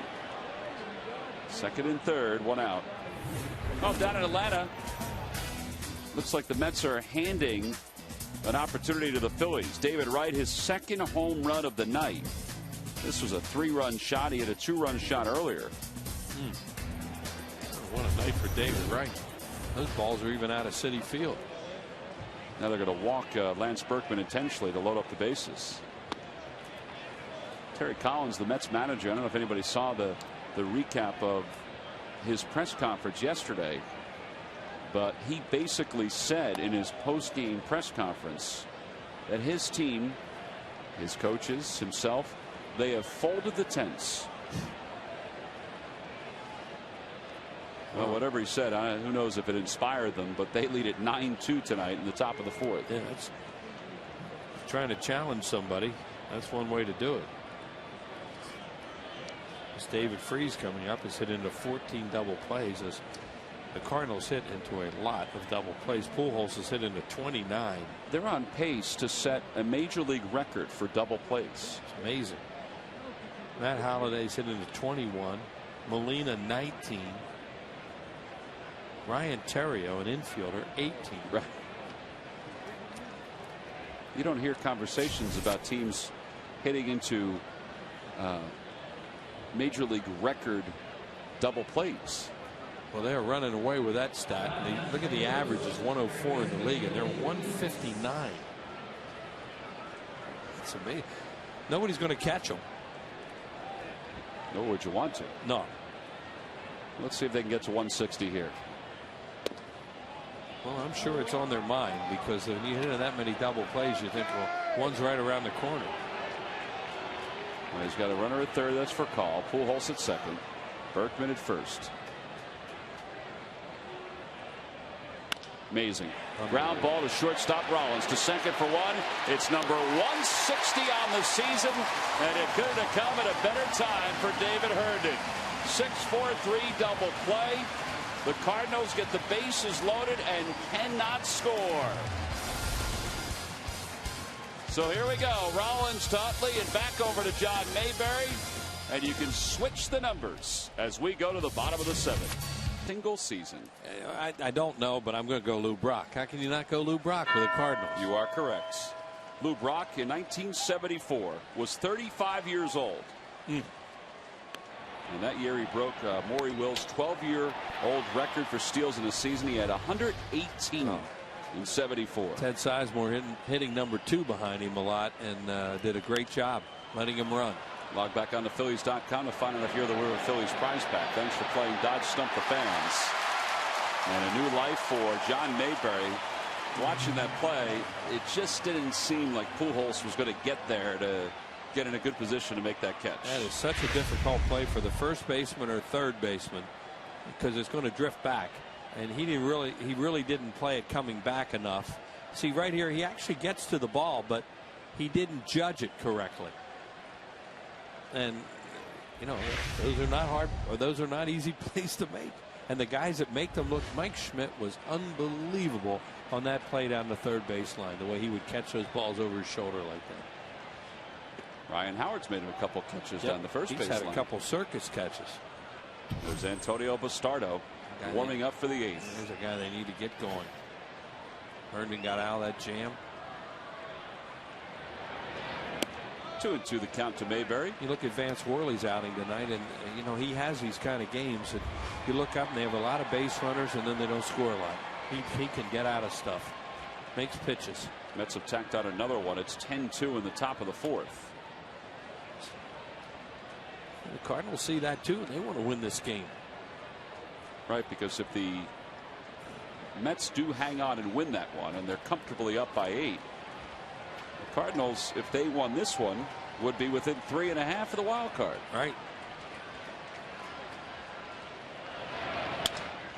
Another base hit for Mayberry. Second one of the night.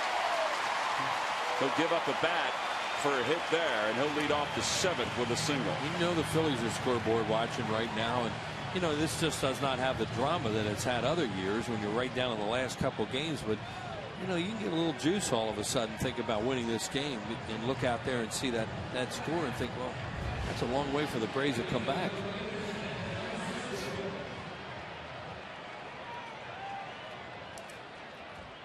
And Francisco's 1 for 2. That was the first hit for the Phillies since the second. You're going to hit for the pitcher here, of course, so I don't see them bunting with these particular guys necessarily, but you could, because you're going to hit for the pitcher.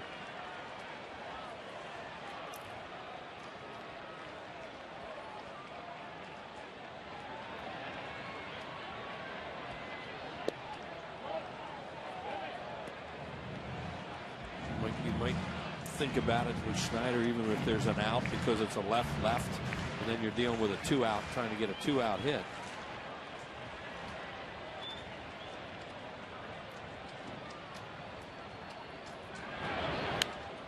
But he wants Francisco to get some hacks off a left-hander here. That's why he's in the lineup.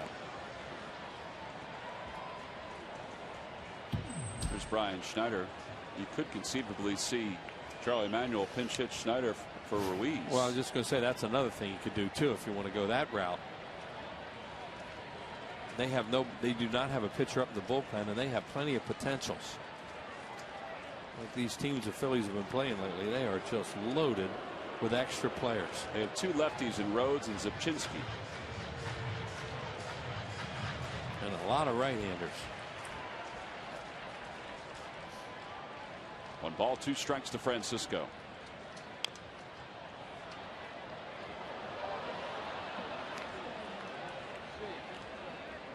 Well, on the out-of-town scoreboard, up at Coca-Cola Park in Allentown, Pennsylvania, the Columbus Clippers lead the Iron Pigs 3-0. That game's gone to the bottom of the 7th.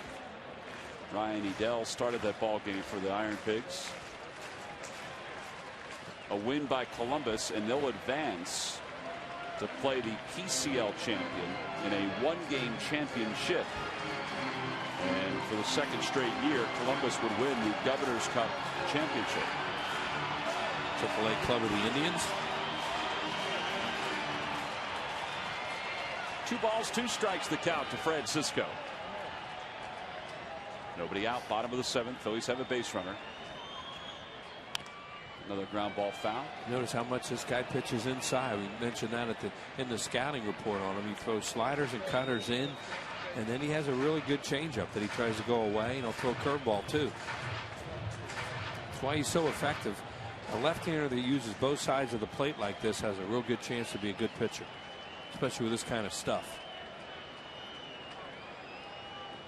Now they're going to go away. In the air to left field. That one's deep. Towering shot. Berkman going back. Is he out of room? He leaps and he makes the catch. And Mayberry will go back to first. I wasn't sure when it left the bat.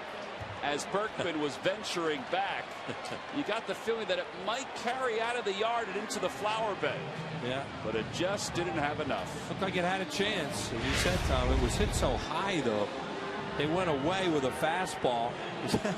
Jaime Garcia puts a finger a hand up in the air like, hey, that's an out. Well, it's a long out.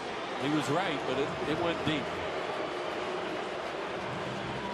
I think Ben Francisco thought he had a shot at one there. And they will use Ruiz for Schneider. Well, and Derek Lilliquist, who is the acting pitching coach for the Cardinals, comes out to the mound to talk to Jaime Garcia. Dave Duncan, the longtime pitching coach for St. Louis, left the team on the 21st of August to be with his wife. His wife, Janine, had a brain tumor surgically removed. 96 pitches for Garcia, a runner at first. Carlos Ruiz will pinch hit in a 1-1 ball game.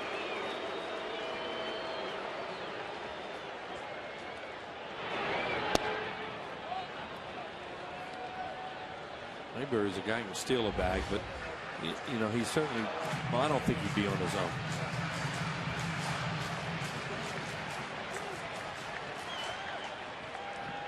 Well, they would give him a sign to take it off, not to go necessarily. You don't want to make. In the dirt, there he goes. Molina reacts quickly, out at second. He tried to do what Furcal did last inning. He didn't get far enough away from Molina.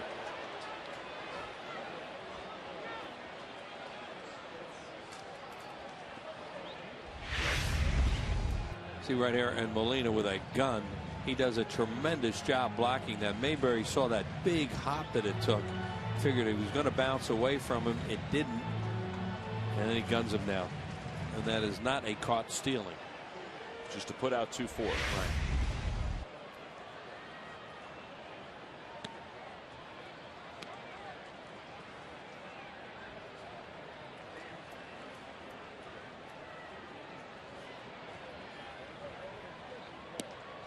Three and one the count to Ruiz. Raul Ibanez is out of the on-deck circle to pitch hit. A righty and a lefty up for the Cardinals in their pen. Salas, Obchinski. And there's ball 4. So Ruiz works out a walk.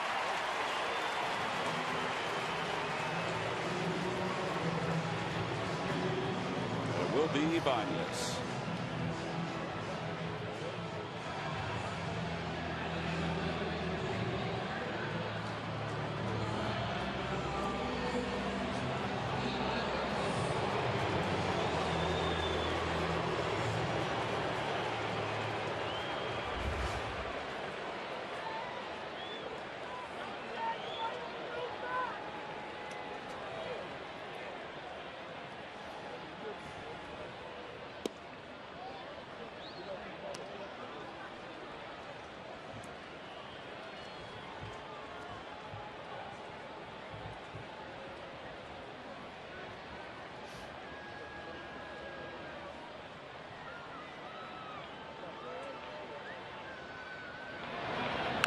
Little number up to third base line, and it rolls foul. I should say it spins foul. So Ruiz goes back to first. Salas is the right-hander. Zabczynski is the lefty. They got him from the Blue Jays. Yeah, we saw Zabczynski in 2 games when the Phillies were up in Toronto. Pitched a total of 2 innings. Salas was closing for them. They've got a lot of guys auditioning for that job this year. Now it's Jason Motts. Started out with Ryan Franklin. They have 24 blown saves this year. That's the division. Yeah, you know, they say if they have the division lead after 8 innings. And he went around. So Ibanez down on strikes. The Phillies are retired here in the 7th. No runs, 1 hit, 1 man left wide. Well, the Cardinals played a little defense here at the bottom of the 7th. First, Lance Berkman in left, and then Yadier Molina. Throw out John Mayberry. Out Citizens Bank Park. It's a 1-1 game as we go to the top of the 8th here. They're in the top of the 5th down in Atlanta. The Mets lead at 10-2. Antonio Bastardo, well, he's been one of the big topics for the Phillies recently. He's had a great year, 6-1 with a 1.98 earned run average. But the story hasn't been his year. It's been his last 3 outings where he's allowed 6 base runners.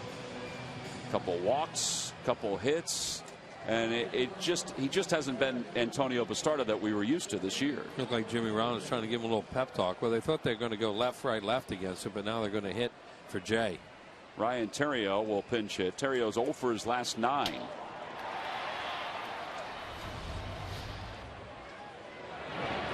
And the first pitch upstairs, 1-0. Theriot this year hitting .270, a home run, 42 runs batted in. He was originally penciled in the lineup next to Furcal for the top spot because they weren't sure if Rafael Furcal could play. They were indecisive because of Furcal's injury. They also had Nick Punto as potential, could play tonight. Former Philly, also an infielder. 2-0 the count to Theriot. 3-0.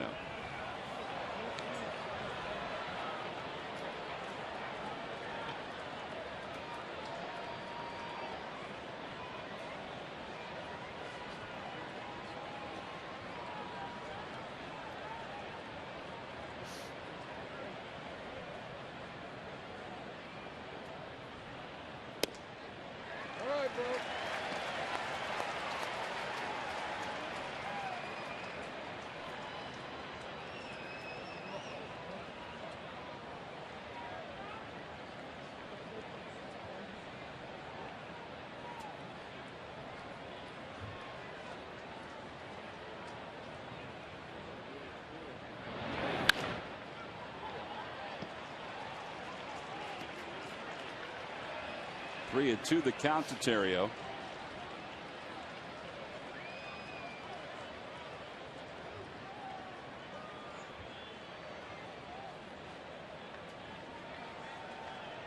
Both teams scored a run in their half of the 2nd. But that's been it for the offense. To left field. Ben Francisco heading back. He has room.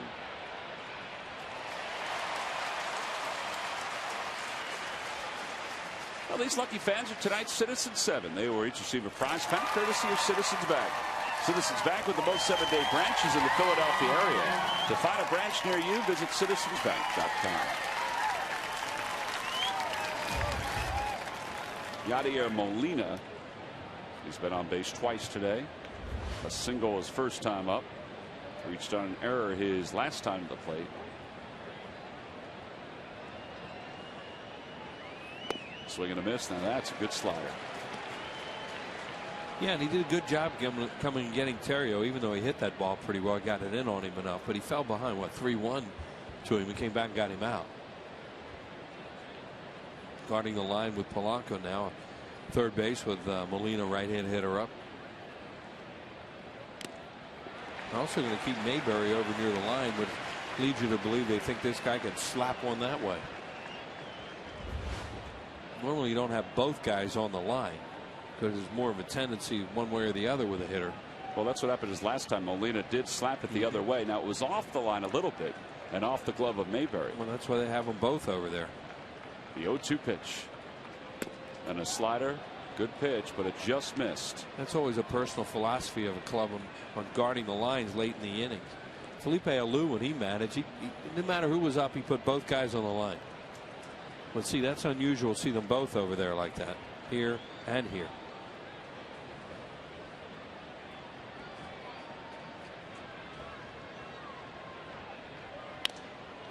Down the left field line. If it's fair, it's trouble. It is a fair ball. It hit the pole. A home run for Molina. It's 2-1 St. Louis here in the top of the 8th.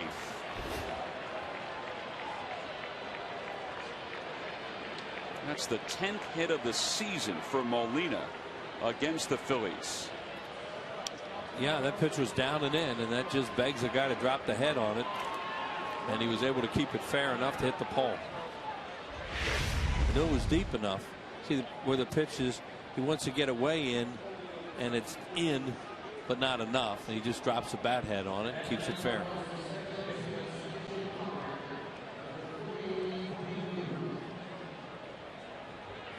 '13th home run of the year for Yadier Molina.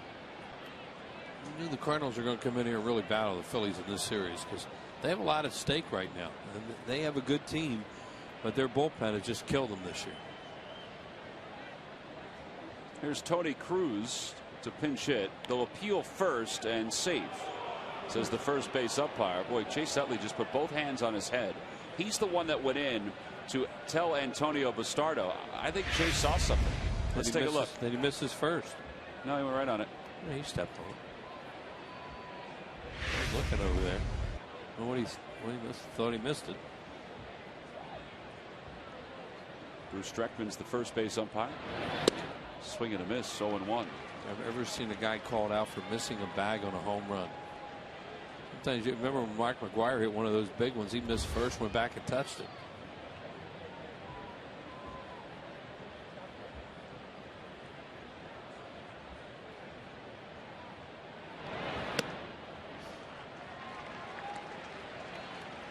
Well, once again, the Phillies are in one of these games because they're not scoring any runs. Give Jaime Garcia some credit, too.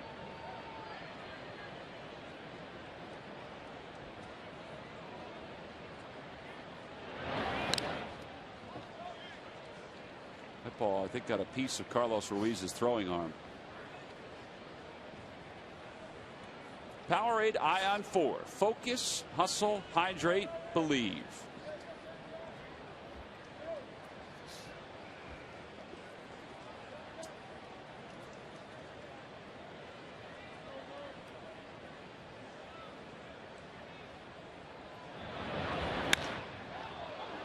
Right center field, Victorino got a good jump.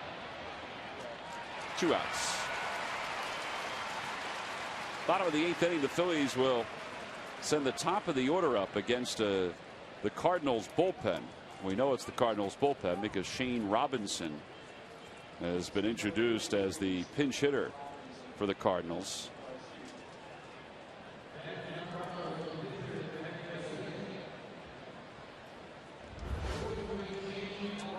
Robinson's 0 for 4 since coming up.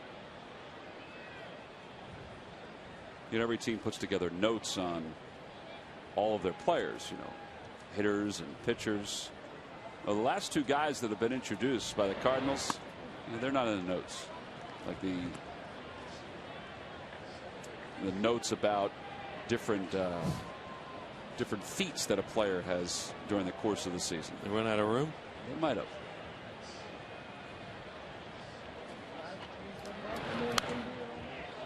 One ball, 1 strike to count.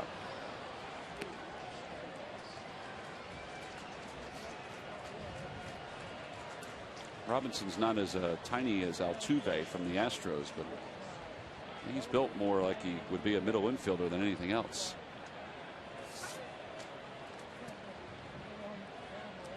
Or center fielder. 5'9", 160 pounds. Former 5th round selection. He's a center fielder by trade. Went to Jesuit High School in Tampa. That a lot of ball players are here. They are. Lou Piniella, Jason Michaels. Slider for a strike. Where'd Tony La Russa go?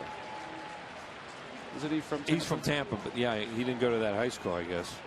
Dave Magadan went there. A lot of really good major league players, of course, have come from Tampa, Florida. There's La Russa. He's a successful major league guy from Tampa. He did play baseball, did play too, but more known for his managing. Swing and a miss. So Bastardo gets a strikeout. However, the Cardinals do take the lead. They do so on a solo home run by Yadier Molina. It came with 1 out, and it just stayed fair. It hit the pole down the left field line. And as it goes to the bottom of the 8th, the Phillies have to play from behind. Well, stay tuned after the ball game. It's the PHL 17 postgame show. Guys will break down tonight's matchup with all the highlights, insights, and much more as the Phils try to inch closer to another National League East crown. It's the Phillies postgame show live from Sugar House Casino, and it's coming up after the ball game. Well, some changes for the Cardinals, and they have a number of them that are taking place here. Shane Robinson stays in the ball game to play center field. Ryan Theriot stays in the ballgame to play second base. Descalso comes in to play third for Freeze. And there's a new right fielder as well. That's Corey Patterson. Corey Patterson is playing right field for St. Louis, the veteran. It's like a spring training game just broke out. Yep, and Zipchinski is the new pitcher. So the Cardinals will stay left-handed. Rollins and Victorino will stay hitting from the right side. And it's 0-1. To find out where all these guys are hitting. Well, we see Patterson's hitting second. Right. That's one. Two guys are hitting where they pinch hit.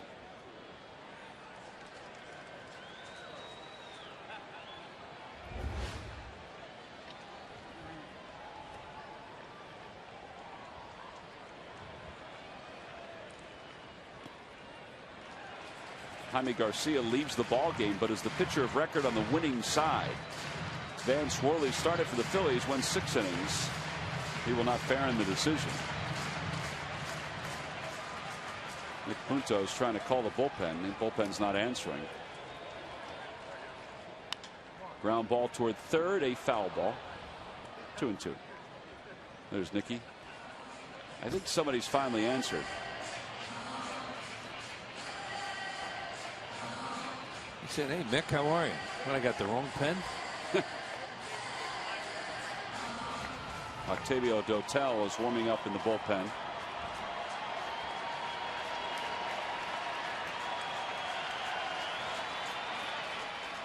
Swing and a miss. What away.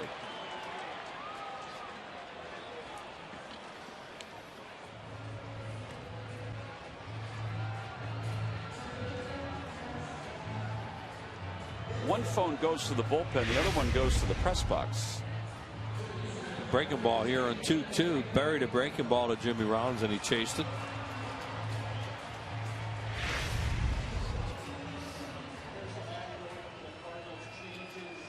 I think that's what Nick Punto was doing. He was given the changes in the batting order. Zipchinski hits 5th. And Descalso, the third baseman, bats 8th. We mentioned Patterson hits 2nd. So they have 4 new hitters. Well, we mentioned they got a lot of players, so they could do this stuff.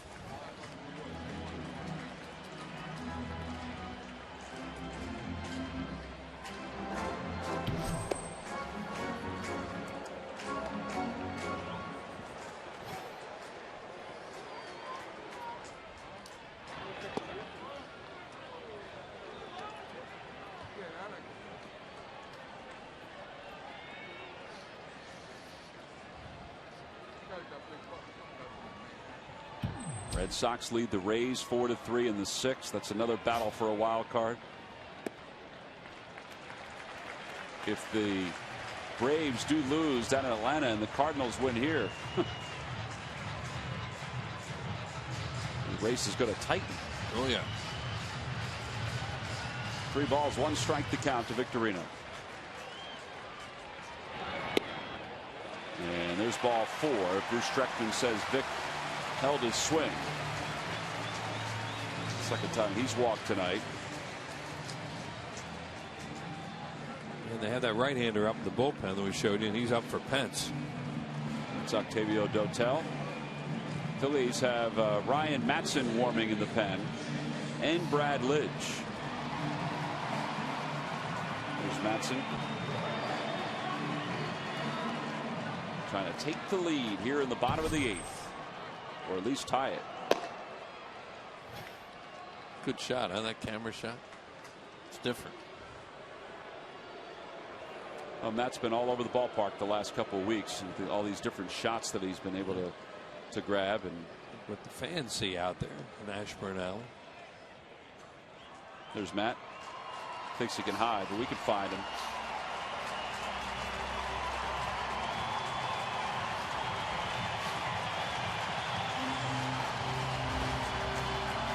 Corey Patterson's really deep in right field.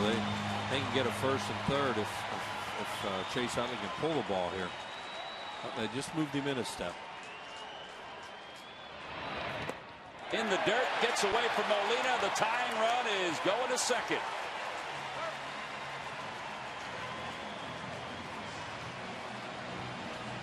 Talked about difference between fastball and breaking ball for a catcher to block them.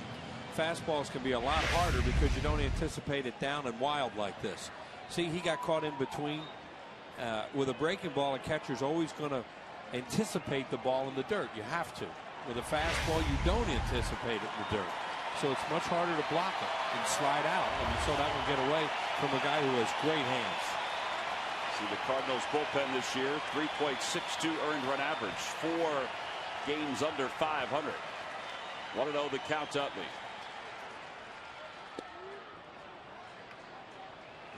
They're playing him to pull even off a left-hander. There's a huge gap in left center field right now, as you see out in here, and they're playing him to hit over into this area, even though a left-handed pitcher's pitching him away. So what they're saying is they have not seen Utley hit the ball the other way enough that they would cheat that way. And when before he was gotten hurt, he was starting to hit the ball to left and left center.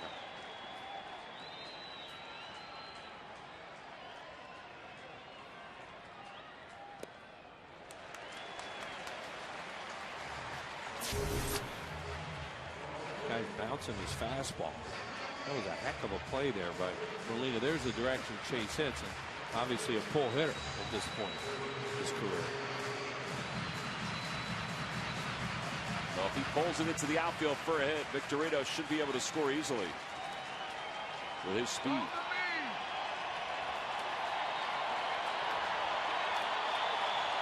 Two balls, 1 strike to count to Utley.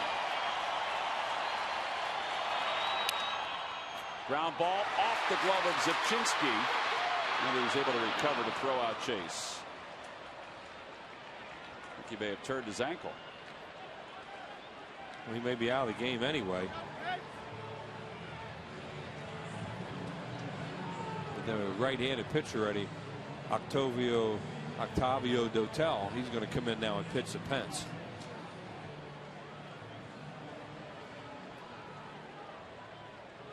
So a pitching change by Tony La Russa. The Phillies have the tying run at second here in the bottom of the 8th with 2 outs. It's a 2-1 ball game. St. Louis is on top. The Phillies' magic number to clinch the East is down to 2. They're looking for some offense. We've been saying that all night, and they'll look for Hunter Pence. If it's a new pitcher, it's an AT&T call to the pen. The Phillies have been in need of a clutch hit all night. And they would love Hunter Pence to swing for the fence and connect. The Phillies will take a single right now to tie this baby up. Good runner at second. Pence's numbers against right-handers for the year and since the 7th of July, just before the Phillies acquired him. Octavio Dotel is the new pitcher for the Cardinals. Pence is 0 for 3 lifetime against them, all strikeouts. He didn't like getting spotted a strike there by the home plate umpire. Cardinals also picked up Dotel from the Toronto Blue Jays in that Well, I guess you could say it was a mega deal. There were a number of players involved between the Blue Jays and the White Sox and the Cardinals. 1 ball, 1 strike to count. Yeah, these are 2 guys the Phillies saw during that series up there.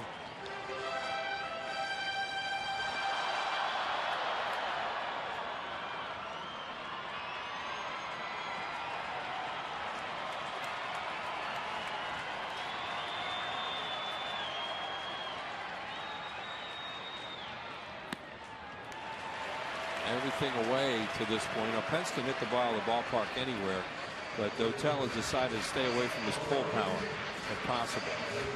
Oh, the Cardinals are up on the railing. They've played better baseball of late. They've won 7 of 8. Swept the Braves last week in St. Louis. Made a mistake there. Got away with it. Threw a pitch up middle of the plate. See how where they wanted it? They wanted it out here, and look where it was. And you see Pence's rate just fouls it straight back.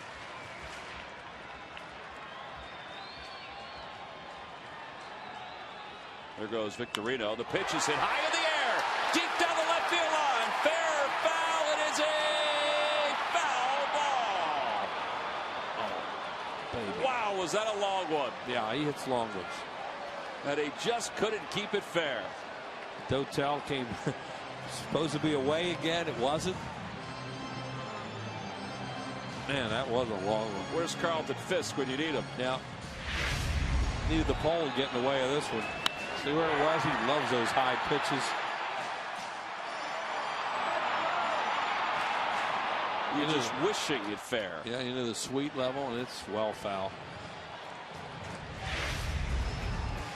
They really want to stay away from Pence, but they didn't on those last 2 pitches and almost paid for it twice. I don't think Molina's going to set up way outside.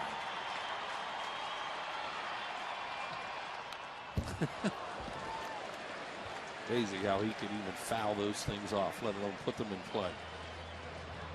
Can't hit a ball up that high.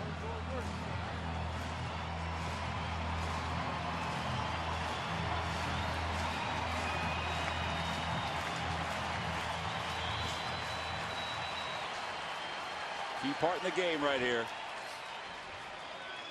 The 2-2. Swing and a miss. He got it. Tied him up inside. And the Phillies leave one in scoring position here in the 8th. No runs, no hits. 1 man left. Oh, so close was Hunter Pence. And then Dotel won the battle. Down the left field line. Well, keep it at 1. Yep. Phillies are such a good home team. They're going to have to go up against a very, very tough pitcher in the 9th inning, and Jason Mott, who's really found himself as a closer. I guess they're going to bring him in. And it is Mott warming up. Brad Lidge is in the ballgame for the Phillies, trying to keep it at 1. Top of the order is up for the Cardinals.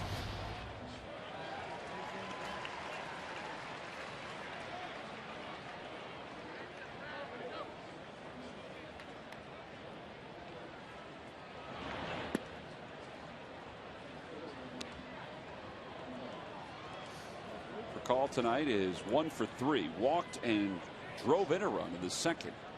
It's a bases loaded walk. 2-1. And he had that kind of, what would you call it? Wasn't a bunt. Slapped at a ball on purpose and just looped it over the third baseman Polanco's head for a hit.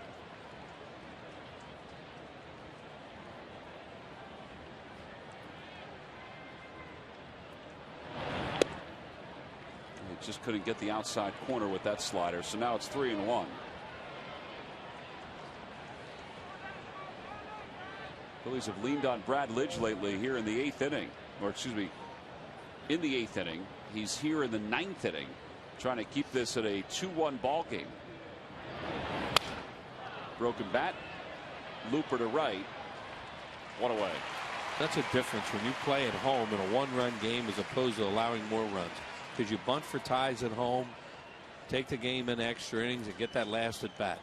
So that's what Brad's job is right now. Just try and keep it to 1 run.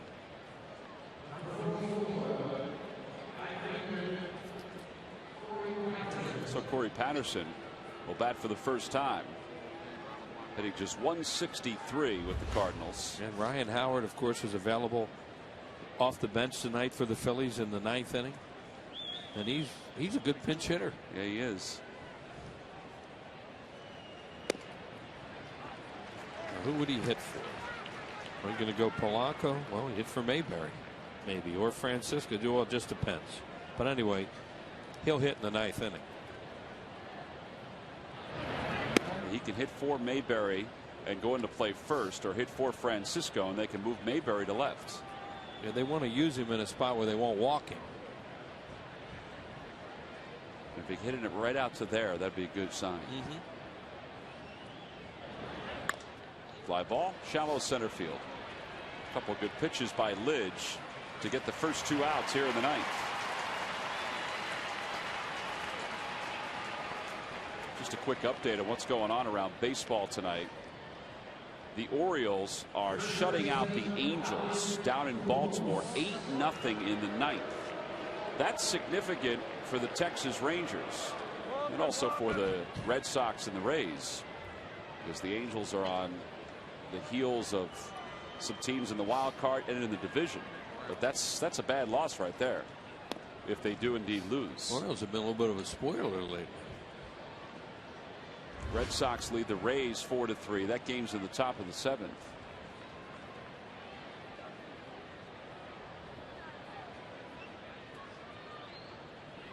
Detroit can clinch the Central with a victory tonight over Oakland. Their magic numbers at 1.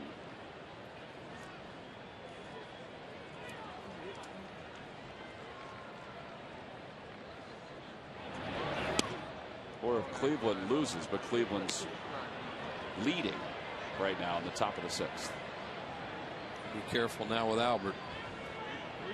You know, he's got a green light, 3-0. These two have some history. Cool. This is a 3-0 slider. Huh? Okay. I'm not swinging at that.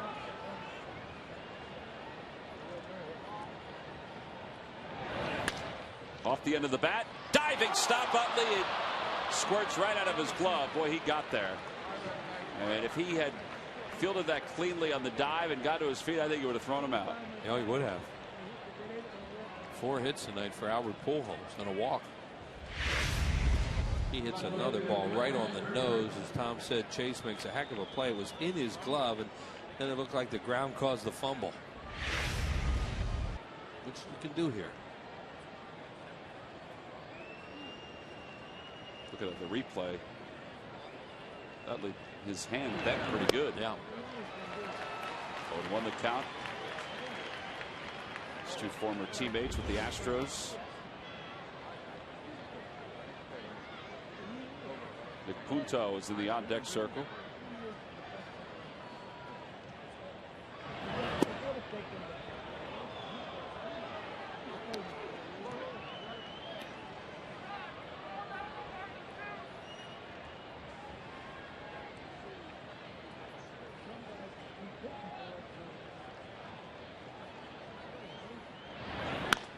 Oh, Off the glove of Mayberry. That's a fair ball. Nobody's covering first. And everybody's safe. that's not good.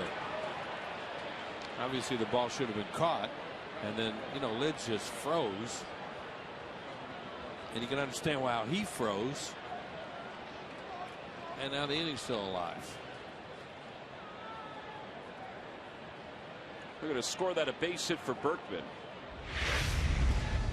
He's holding the runner on, and it just eats John Mayberry alive. Doesn't catch it. See, squeeze the glove twice. And now nobody's there. Tries to lead Brad Lidge, and thankfully Lidge didn't get hurt with Berkman barreling in there. Well, Nick Punto is going to pinch hit for the Cardinals.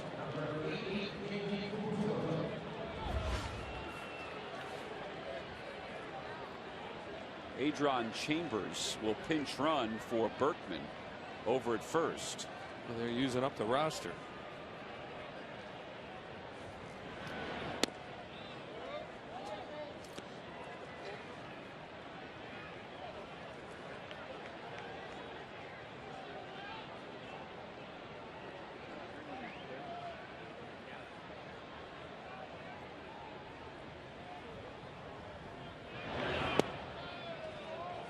2-0 the count to Puto. Puto, the former Philly, traded to the Twins with Carlos Silva for Eric Milton.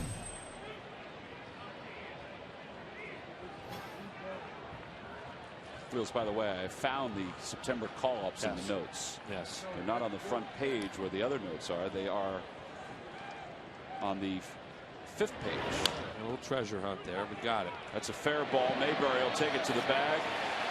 And the Phillies keep it at 1 run. We go to the bottom of the 9th here at Citizens Bank Park. They want to cheer here at the ballpark and celebrate a championship. It'll be Polanco, Mayberry, and Ben Francisco when we return. Tonight, they're going to need the bottom of the 9th inning against the guy that's been one of the hottest relief pitchers in the National League, Jason Mott, to try to come from behind and win it here at Citizens Bank Park. The Mets lead the Braves 11-2 in the 6th. Ironically, Tom, as you look at those numbers there, the weak point for this club that really hurt them all year has been this point in the game, and now they have one of the hottest pitchers in baseball closing it out, the former catcher Jason Mott. Man's got a little energy. You see what he's done since the All-Star break, a 0.52 earned run average. And he was always a guy that had energy out there. As I said, a former catcher, he throws everything hard and right over the top. Well, this is a 73rd game. And he'll face Polanco, Mayberry, and Francisco. Those are the scheduled hitters for the Phillies. They trail at 2-1. It's their 8th straight ball game where they've scored 3 runs or less. If they can get to 3 runs, well, they'll take that stat. Yeah, they'll win the game. This guy will throw the ball 94 to 98. He must have had some arm as a catcher. Up high, 1 ball and 1 strike to Polanco. He cut his fastball a little bit, but for the most part, he'll come right over the top with a 4-seamer.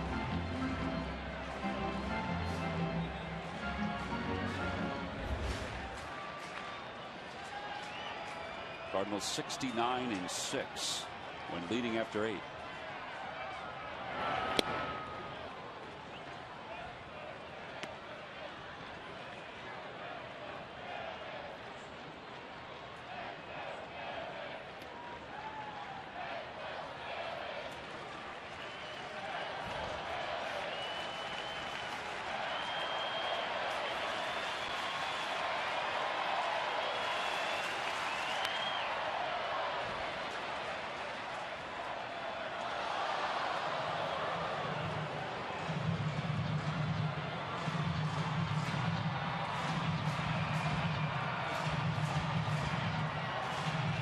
There's Mayberry.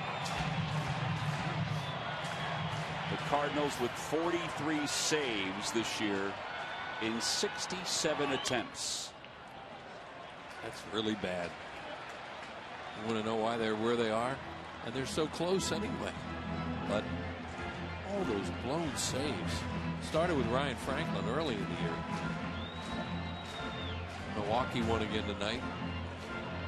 You know, wild card is what the Cardinals are going to have to get after. 1-2 the count to Polanco.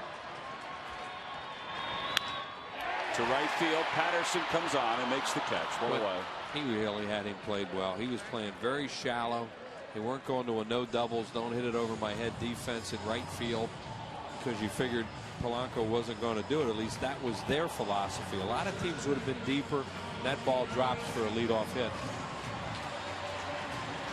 Ryan Howard, bat in hand in the on-deck circle to pinch hit for Ben Francisco. Mayberry has 2 hits tonight, and the only RBI for the Phillies. That was back in the 2nd.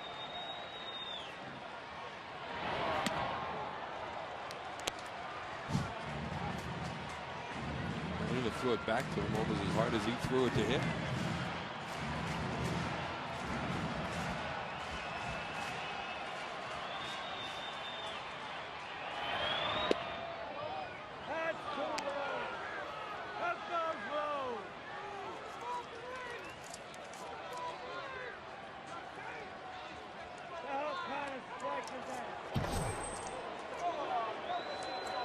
Arthur Rhodes.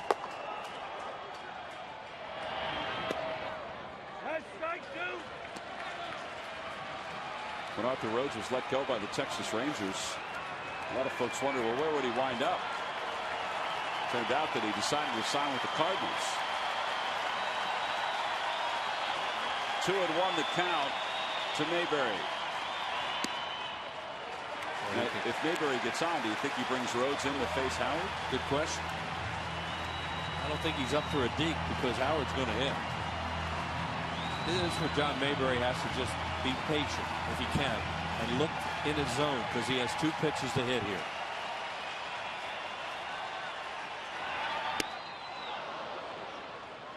Boy, that was some fastball right there. I think it was a strike. Kind of cut at the last moment. Yeah, that may have been a cutter because he throws 4-seamer and cutter. Not really. No. It was more Molina's glove that moved.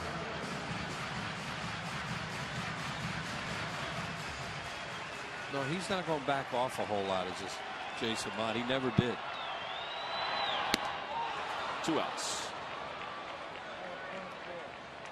Let's see what Tony La Russa does here.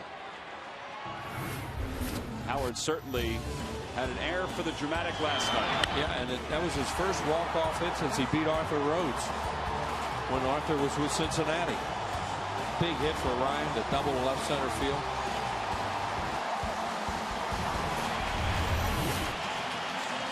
Now they don't have to throw him a strike here now either.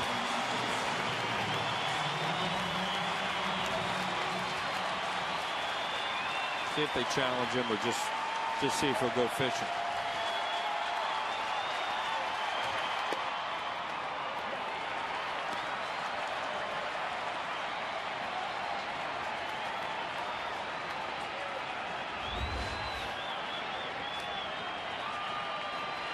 Staggeringly good as a pinch hitter. Yeah. The third baseman, Descalso, is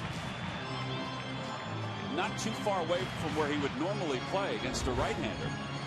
I mean, compared to the way guys usually play Howard. Well, the first 2 pitches they've been busting him inside. You know, and they're figuring, well, he's not going to hit a ball down that way anyway. 1 ball, 1 strike to count to Howard. And they come right back in there again. Everything has been in.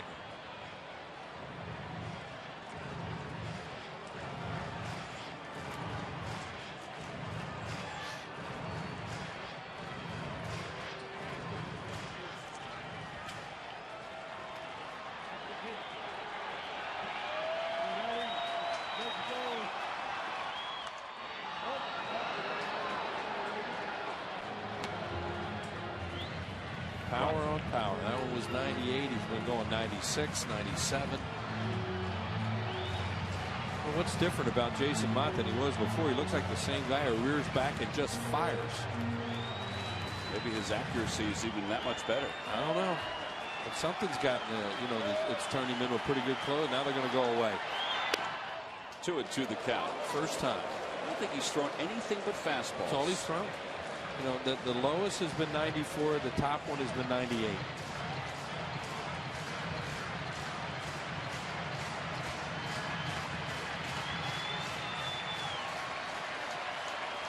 Two balls, 2 strikes now to Ryan. Back inside.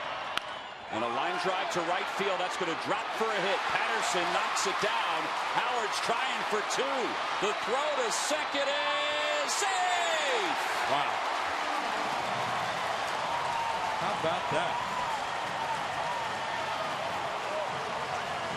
And he better make it. Sore foot and all, and he's able to leg it out for a double. That was a great effort by Ryan Howard right there, but that was one of the ones you better make it. Now they're going to run for him. Here it goes. They wanted a high fastball. It was, and he got one of those top spin bullets, and they will run for him here. Corey Patterson makes a pretty good play, and this is a bang-bang play at second, and he beats it. What a pinch hitter that guy is. He's Manny Mota. You don't want him to get too used to it, but he certainly has come through. Ross Gload is out on deck to pinch hit for the pitcher. Look how close this is. You know, obviously he has to make this, and he makes it. They thought he was out, and whoa, not quite. Here is another look at it. He beat it. Just barely got that left hand on the bag.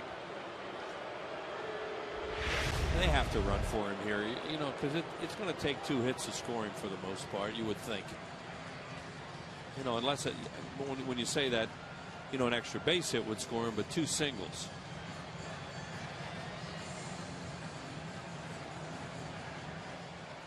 Good job by Ryan Howard, though. That how he got on top of that pitch.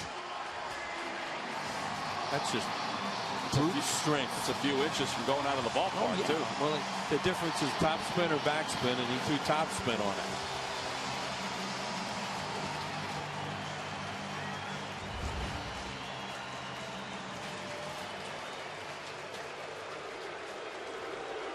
They play Ruiz the other way in the outfield, so a huge gap in left center with Martinez at second. Oh, that's a tough strike. Really?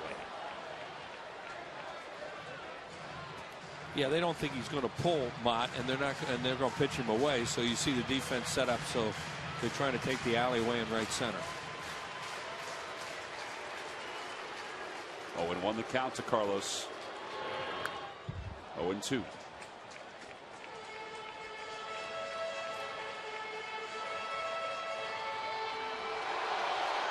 Martinez on second. He's the tying run.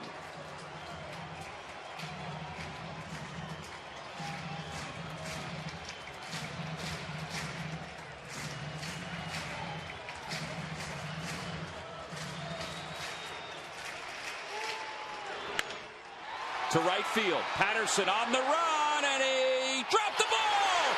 It's a fair ball. Martinez will score. Ruiz to second. It's a 2-2 game. How about that?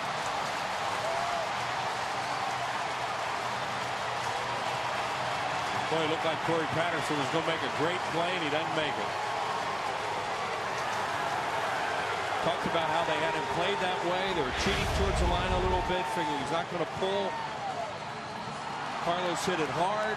Here's Patterson. He's there. He drops it.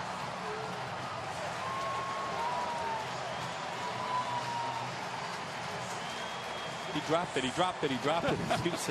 Francisco saying, "I know."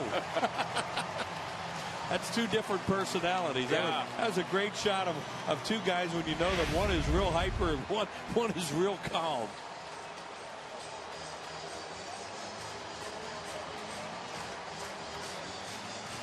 Well, they scored a double. An RBI for Ruiz. Boy, what a big play that is for the Phillies, of course. And now Rich Doobie's going to make sure Ryan Matson's available and ready to go. He's been warming up. Might get somebody else up too. Boy, the Cardinals are that close. I guess they're going to go to Arthur Rhodes right now, and Mott, who has been so good, will get a blown save here. It's not his fault, though. Yep, Tony La Russa just signaled to the pen. Carlos Ruiz comes through big time. And here comes Arthur Rhodes. Ross Gload has already been introduced as a pinch hitter. So it's going to be lefty on lefty. There it is, folks. He got there, and it was right off his glove. Reactions all the way around for Mike Buchholder, the Phillies head groundskeeper, to Shane Victorino, to Martinez crossing the plate. Base. Carlos Ruiz is doubled down the right field line, has tied this baby up. Speaking of which, our W.B. Mason delivery of the game. Yeah, it looks like it's going to be the Al. Patterson's there and hit right off the heel of the glove. Michael Martinez, who pinch ran for Brian Howard, who got a big double. Carlos Ruiz with a lot of emotion. Ooh, this is fun. This is our W.B. Mason delivery of the game. Now watch Jason Mott like, oh no, it was over. I know he hit it hard, but he had it in his glove. Right, on the heel of the glove. He almost overran it. Lefty on lefty. Strike 1 to Gload. Huge game for the Cardinals, right in their hands there, and it got away, and maybe we'll get all the way away. That's what the Phillies are hoping. 15th ball game for Rhodes since joining the Cardinals. And Glow takes strike two. It's 0-2.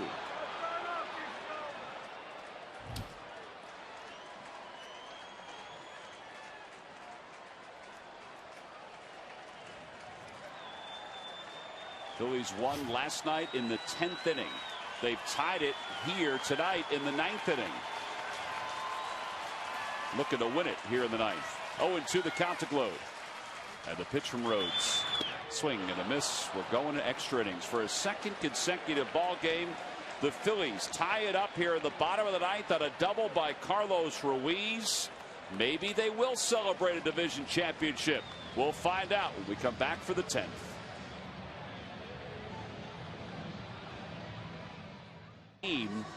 Over in left field, that's Michael Martinez, who came on to pinch run for Ryan Howard. Carlos Ruiz, well, he's the reason we're here in the top of the 10th inning because of his RBI double the opposite way. Phillies are 8-8 in extra inning ball games. Meanwhile, the Cardinals are 7-12. We talked about the Cardinals and their blown saves. Well, they've blown another one. So Tony La Russa, who has used every bit of his roster tonight, will make an adjustment to the Phillies lineup card with Ryan Matson coming into his 57th game. He's 4-2 with a 2.63 earned run average. They're in the 7th in Atlanta. It's 11-2 Mets. We're in the 10th here in Philadelphia in a 2-2 ball game. This team just loves drama, don't they? They're good at it. Well, they are good at it. You're right about that. Phillies have made a number of changes over the last minute or so. Yeah, they're going to change that to an error. And that's one of them. Ryan Theriot will lead it off here in the 10th. You know, in all fairness, Corey Patterson was there. He almost overran that and hit the heel of the glove. So it's not a double for Ruiz. It's an E9. But it got the job done. Yep. That'll be an unearned run now, charge the Mott. 0-1 the count to Theriot.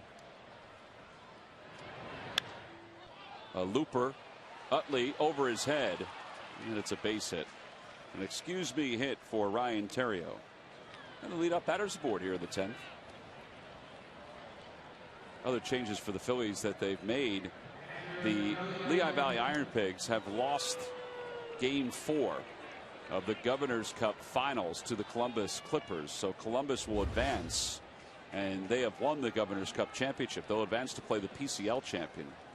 And the Phillies, once that game came to a close, have announced some moves that have been made. Guys coming up as Molina bunts up the third base line. It's a fair ball. Sacrifice is successful. And the go-ahead runner's in scoring position.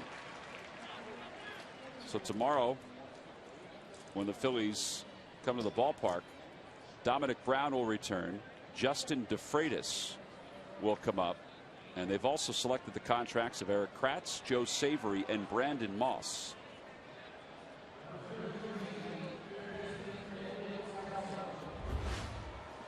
So reinforcements on the way for the Phillies. All these teams have been playing, they have really been outmanned. And now they're going to have some more players here, which will help in these games. They keep playing extra inning games, too. Descalso swings and misses at a changeup. It's 0-1.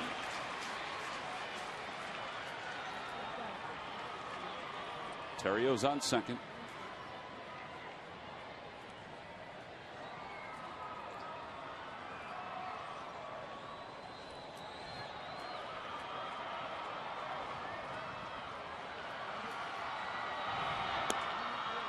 To the count. A fastball in the inside corner.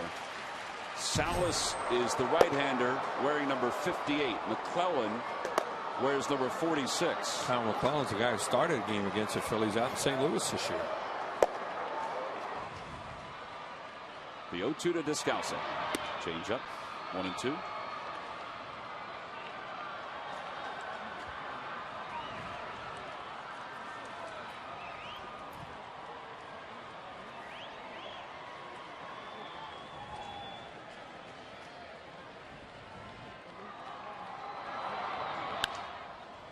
Fly ball down the left field line. Here comes Martinez, and he can't get there. He and Polanco meet at the tarp. Ball just wasn't hit high enough for either of them to get there.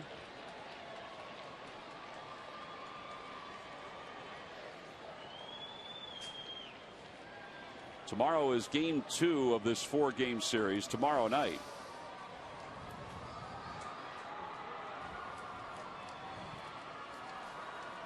And by tomorrow night, the Phillies could be National League East champions for a 5th straight year.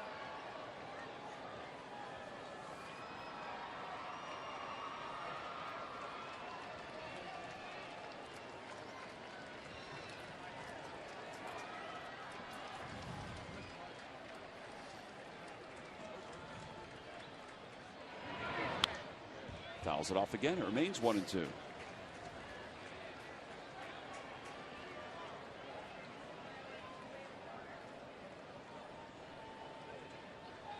And all kinds of teams probably rooting for teams that they wouldn't normally be. Like there's the Mets, the Atlanta Braves are probably saying, good, the Phillies tied that game.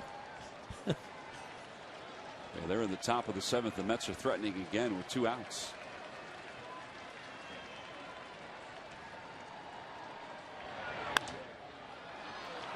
Fly ball left field. And this one, Michael Martinez has plenty of time to get to. 2 outs. He played quite a bit of outfield in spring training this year. You know, one of the reasons why they brought him north, other than the fact that number 1 was a Rule 5 and they had to see if they're going to keep him or not, but his versatility that he showed, that he could play the infield and the outfield, and there he gets a fly ball. Well, he's played 2 games now in left field. He's played 8 games in center field. Right, and there you see the dugout, and that's Sam Perlazo doing that, and Juan Samuel. You know, tell him just basically straight away on this hitter. Shane Robinson's the hitter. Don't forget the Cardinals have made some adjustments to their lineup because they were leading late in the ball game, so they put some defensive replacements in. Took out some of their offensive threats. Like John Jay, the center fielder. Robinson's in for him. And Alan Craig, the right fielder. Patterson was in for him. And Berkman's out of the game. Berkman's out of the ball game. Albert's still in there.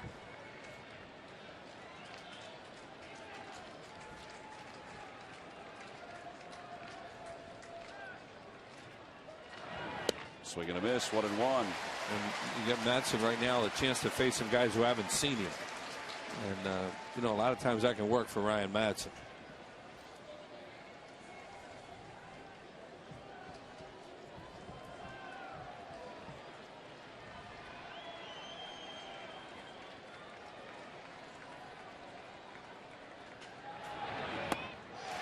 He's really struggling with his changeup because this kid's never seen it. What's this guy throw? Well, fastball, changeup. Okay, just 2 pitches. I'm ready.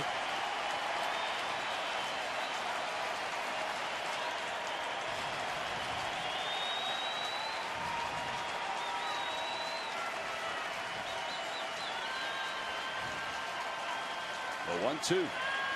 Got him. Figured, why not throw another changeup? He got it with a strikeout. The Cardinals leave the potential tying run in scoring position.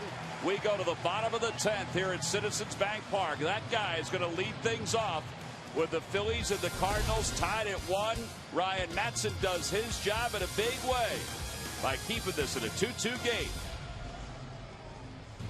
Some changes. Chambers moves from left field to center field as the moves keep on happening for the Cardinals. McClellan is going to hit 9th. McClellan will hit 9th. And they also put Tyler Green in left field.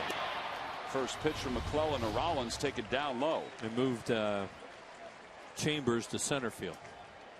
Welcome to spring training with a lot more atmosphere. Popped him up, shallow left for call is there, 1 away.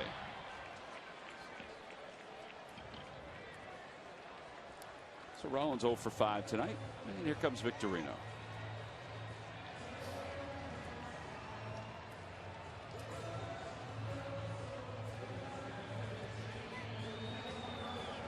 Victorino's walked his last 2 times up.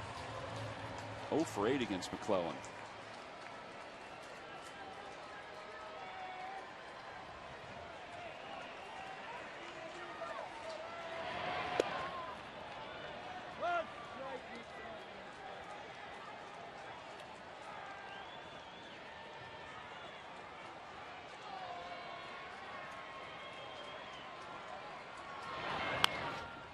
Little spinner to shortstop for Call.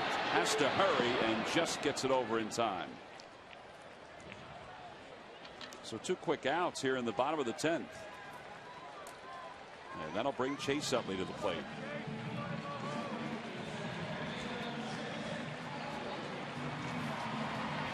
Michael Schwimmer, who got his first major league victory last night, warming up again here tonight. Yeah, that kind of got lost in the drama of that game last night. That was his first major league win, so congratulations. Yeah, he was excited about it today when I talked to him. And rightfully so. Yeah. Utley takes low, 1-0. And rightfully so. How it got lost in the excitement of That's Ryan true, Howard's too. hit.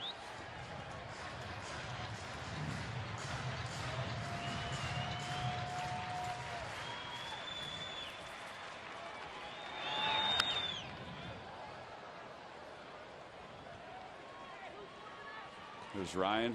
His double got it rolling. One of the game's great pinch hitters.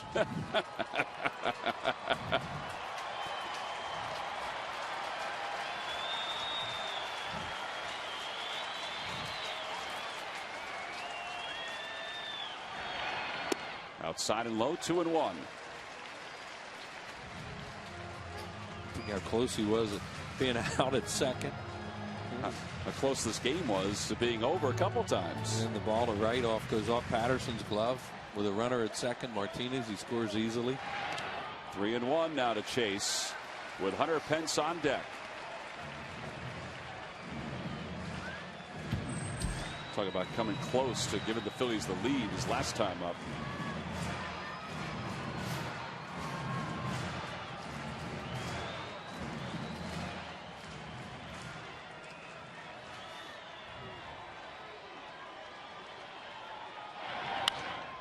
Chase lifts it to left center field. Chambers is there, and the Phillies are retired in order here in the bottom of the 10th inning. So this game will head to the 11th with all of its dramatics, with all of its flair. It's a 2-2 ball game. And no one ever said winning a National League East championship was going to be easy.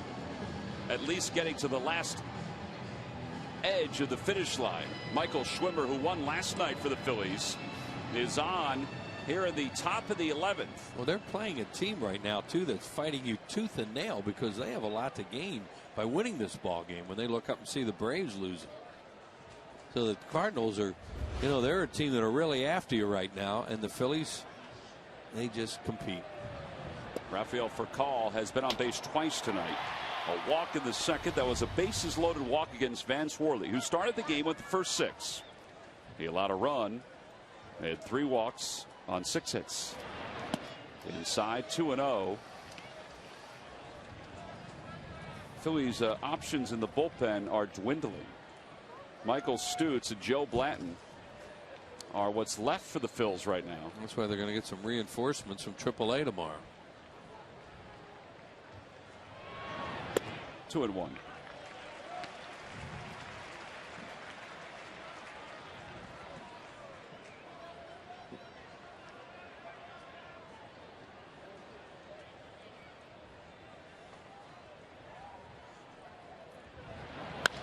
Line drive toward right field. That's going to head to the wall, and Furcal is going to head toward second. Pence got to it, but Furcal is going to get to second easily. He's there with a stand-up double. Guy can still play. He's been hurt so much with his back and all the problems he's had, but Rafael Furcal can still do a lot of things. And that's why they picked him up. Fell behind him, and he hooks his double towards right field. And they'll try to bunt him over. Well, that's Patterson who's coming up. St. Louis is 0 for 8 with runners in scoring position tonight. They've left 13. Well, let's hope they can leave 14. Yeah. Patterson needs to do something for his team here after dropping that line drive and right. Keep this game going. He bunts to the right side. It's a good bunt. It'll get Furcal over to third. Ooh. That was not an easy play for Chase Utley. Wow. 3-4 on the sacrifice. He's not used to, that's not a combination that's used to each other either, Mayberry and Utley, and he threw him about a 90-mile-an-hour slider there, it looked like. All right, Wheels, what are they going to do? They're going to walk out Yes, with they Pujols. There ain't no way he's going to beat them. Here it is. Look at him flip this thing, and he threw that hard from a close distance. Well, this was a given, and Tony La Russa knows it. No matter what he does there, if the base is open at first, they're going to walk him. Ooh. That's an interesting intentional walk that Schwimmer's putting together right now. Well, this the next batter is Lance Berkman's spot in the order. Look at this flip. Yeah. Well, he's got it down. Over in the radio booth, someone is going, man, that looks like me a little bit. Only he can throw it near the catcher. Larry had a little trouble with that. Rich Dubie's going out to the mound. As we mentioned, this is Berkman's spot in the order. And Berkman was lifted a couple innings ago. So it's Chambers who will pinch hit, or excuse me, will bat.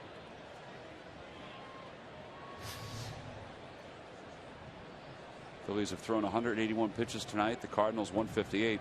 Now, what Rich Dubie's talking about, I would think, is, you know, just ways to pitch Chambers, but also to realize that he might squeeze. Right. Yeah, they have to talk about that, because Tony La Russa is a guy that will do that. You know, you don't know much about this guy Chambers. You know, whether he's a guy that can hit a fly ball for them right here. Though at AAA this year, he had 19 doubles, 5 triples, and 10 home runs. So he's not a Judy up there, punching Judy.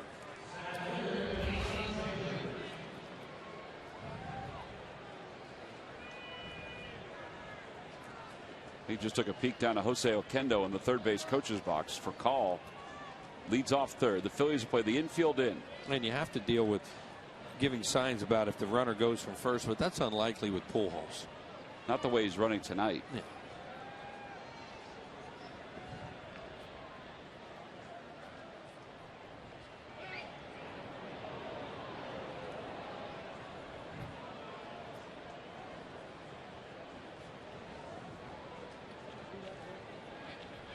Did they give anything away there? Nothing.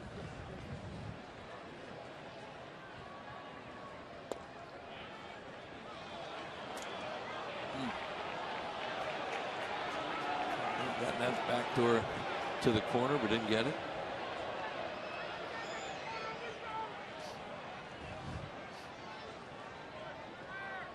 Double play, double play. Notice they're not playing for a double play right now, because this guy must have good speed on their scouting reports on him, so they can't afford to play for a double play and allow the run to score if they don't get it. So they're playing the infield in right there with 1 out. If it was a slow runner at home plate, they'd play the infield back maybe and go for double play, or at least take a chance. Threw that right by him.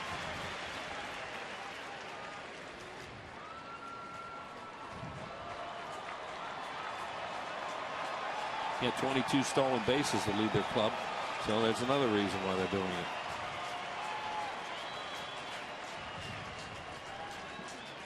Call leads off third. Pujols off first. 1-1 the count. And a step over to third, a look to first, just to see if something was up again. That has to be. I mean, Pujols hadn't gone anywhere. I don't know whether they do that to see if maybe he would show if he would just slide a little bit, sliding his hands up the bat.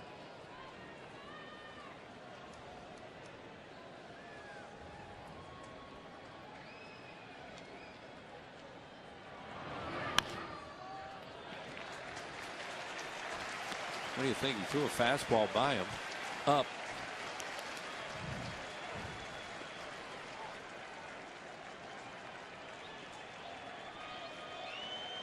Those guys thought they were going to celebrate 2 different times tonight.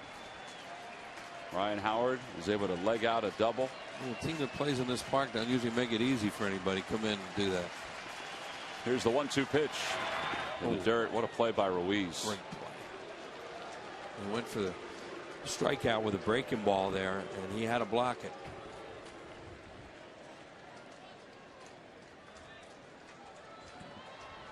Sam Palazzo just signaled something to Chase Utley, and Utley just sent it over to Mayberry too.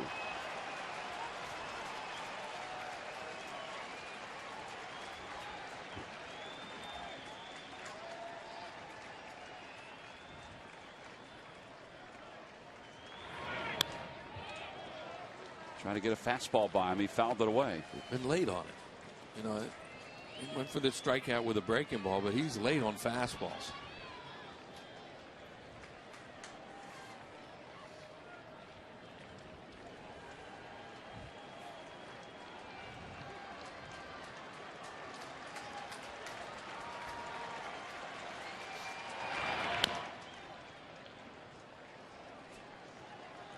Guy like Furcal at third. Of course, they're going to go on contact here.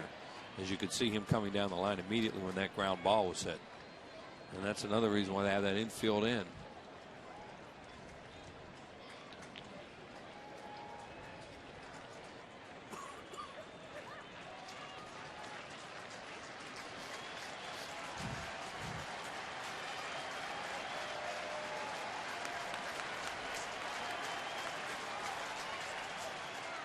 Outside, 3-2. I'll give Chambers some credit. He's fouled off a few pitches. Now he's run it to 3-2. Now they're all looking over at Oquendo right now to see if Pujols is going to run here on 3-2. Dave McKay just whispered something to Albert Pujols. Earlier in the ball game, Pujols did run. 3-2, 1 out. First and third. The pitch. Line drive, base hit it to right field. First hit of the year for Chambers. Furcal scores, and it's 3-2 St. Louis. Not only his first hit of the year, but it's his first major league hit. And it turns out to be an RBI. Looked like he threw him a high breaking ball there. They trying to get him out with sliders. He was late on fastballs. That's a breaking ball right there, and it did not get down out of the zone. And give him credit, he nailed it. Well, Tyler Green will bat. Well, it's a feeling that not many in this world have. A major league hit, but also to get an RBI to give his team a lead. That's got to feel pretty good. In a big game, an extra inning. Huge game for the Cardinals.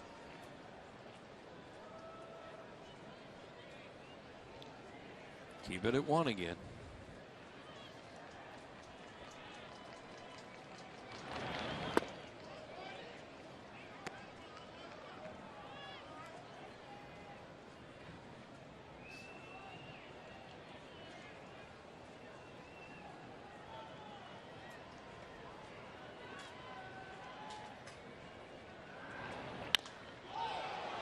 Towering fly ball deep to left field. Martinez going back at the wall, and it's off his glove, and it's rolling off the top of the wall. He doesn't realize it. Pujols scores. Chambers heading for home. The throw to the plate by Rollins, and it is in time. It's 4-2 St. Louis. And Green is over at third. He'll get an RBI. And Tony La Russa, I believe, is going to question whether that ball was out of the yard or not. It's got to go over the small fence. Right. And that's above the green fence, and it kind of just rolled along the fence. Right, as you called it, Tom. It goes off his glove, or did it? Yep, off his glove, and now it's rolling along the Modell sign there on the top of the padding, and that ball's in play, and the umpires had it in play. He has no idea where it is. Right there off the webbing of the glove and rolling around. So they get 1 run out of it and 1 run thrown out at the plate, so a double and an RBI. And to third on the throw is Green. Here's Terrio, who takes outside. So it's 4-2 St. Louis here in the top of the 11th.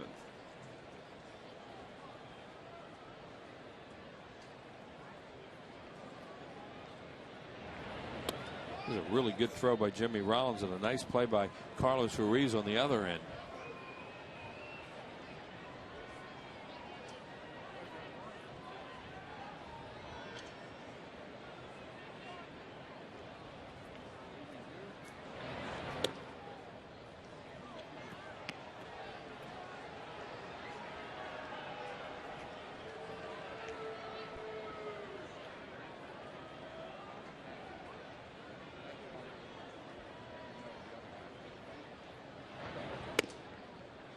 And ball 4, Terrio draws a walk.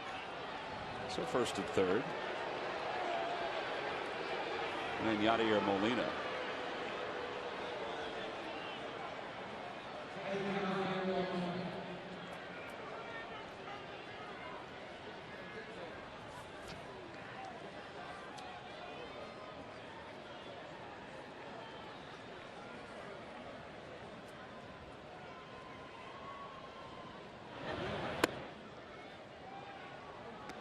Nobody up in the bullpen. They really don't have a whole lot of options. Now they're going to get somebody up. Stutes pitched a couple innings yesterday. Joe Blanton would be the guy, I guess. Yeah, he's starting to throw right now. Probably going to take Joe some time, though, to get himself loosened up. Yeah. And the fans are getting restless. One other pitcher in there, but you know they're kind of strapped right now. There's Stutes. He's probably not available. Ground ball back toward the middle. Rollins is there. He'll flip to Utley, and the inning is finally over. But the Cardinals take the lead. An RBI single by Chambers, his first major league hit, and then Tyler Green hits one off the fence, above the fence. It took a roll, and another run scored. Come from behind at the bottom of the 11th. Michael Schwimmer, who got his first major league win last night, is on the hook right now with the Phillies down 4-2 here in the bottom of the 11th. A new pitcher for the Cardinals, another guy that's close for them this year. It's Fernando Salas, 5-6 with a 2.39 earned run average. He has 5 of their blown saves, 23 saves overall, and 28 opportunities. And this is indeed a save situation. Down in Atlanta, they've gone to the bottom of the 8th, 1 out. It's 11-2 Mets.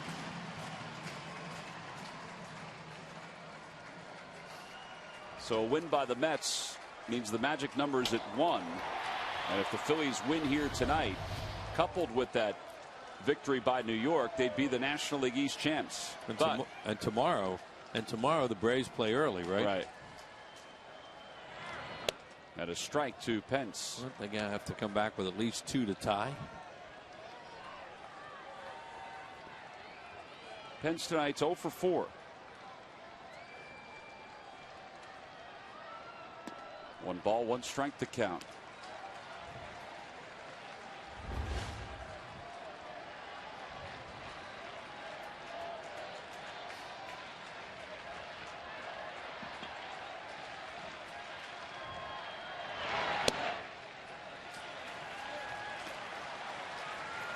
This has not been a comfortable part of the game for the Cardinals this year. Must be a terrible feeling. Well, yeah, you expect the worst.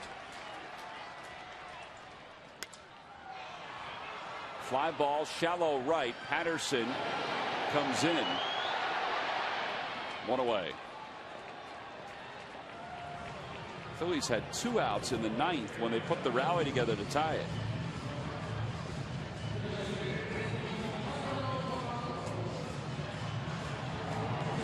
Phillies' top 4 hitters tonight 0 for 18 with a walk, with 2 walks, 2 runs scored. Yeah, it's been 5, 6, 7, and a couple of guys off the bench that have done it. You have 2 runs tonight, and one of the reasons being the first 4 are 0 for 18. Polanco takes to the knees. It's 0-1. Tomorrow, game 2 will feature Roy Oswalt against Jake Westbrook.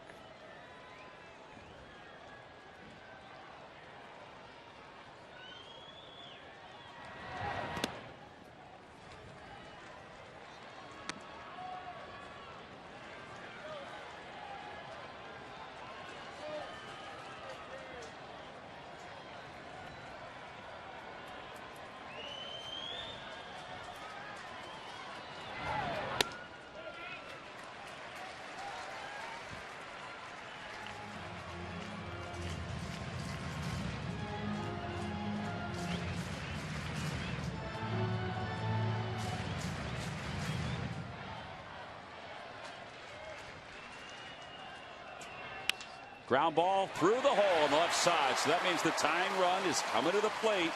John Mayberry's due up. Second hit for Polanco tonight.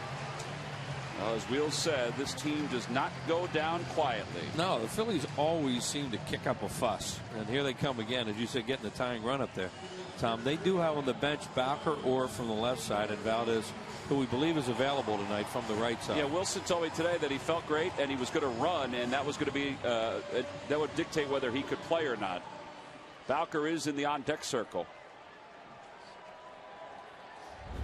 John Mayberry tonight is 2 for 4. Had an RBI back in the second, and he takes outside. You wonder how Salas would react or will react if the Phillies get another runner aboard. Let's find out.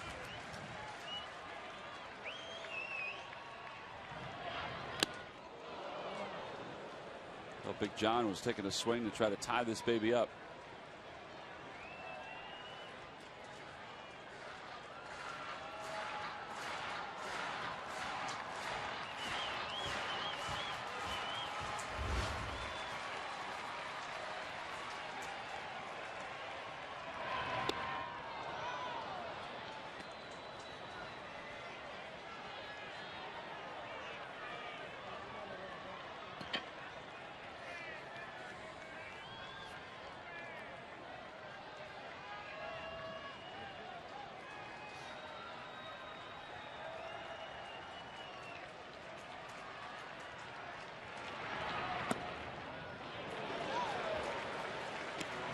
Really grown then as that pitch off speed of some kind would look like it may have had the plate. Don't even want to look. They've turned those caps inside and out tonight, trying to get another rally going.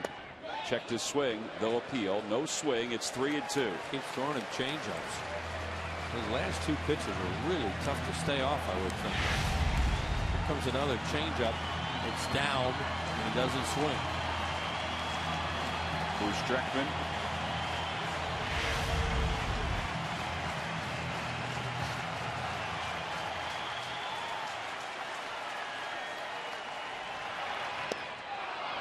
Two outs. Got him with a changeup that time. He just kept throwing it to him. Well, that'll bring John Bowker to the plate. I think it was 3 straight changeups. Didn't go after 2 of them. Fourth one's out of strike zone. Third one's out of strike zone 2, but really tough to stay off that because that looked like it was a strike all the way to the plate. John Bowker's 0 for 6 as a Philly. And Yadier Molina is going to go out and talk to Salas real quick. Yeah, they're going to come out and give him a scouting report. That's Derek Lilliquist, huh? Left-hander, pitched in this league for a number of years. Crafty lefty. Said he's the interim pitching coach for the time being, as Dave Duncan is back home. His wife had surgery.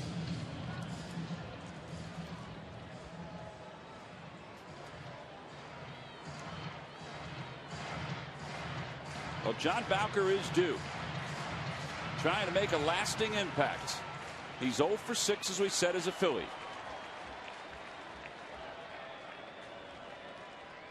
Swing and a miss. There's that changeup again from Salas. Yeah, he's got a good one going right now. They just may stay with it. They're in the 9th in Atlanta. Bowker's the tying run. Salas watched his teammate Jason Mott blow a save earlier. Polanco goes. The pitch lined right at Ryan Theriot. And the Cardinals have won this one in extra innings. So the celebration will have to wait for the Phillies at least one more day. They lose tonight by a final score of 4-2. Chambers gets his first big league hit, his first big league RBI, and it turns out to be the game winner for the St. Louis Cardinals.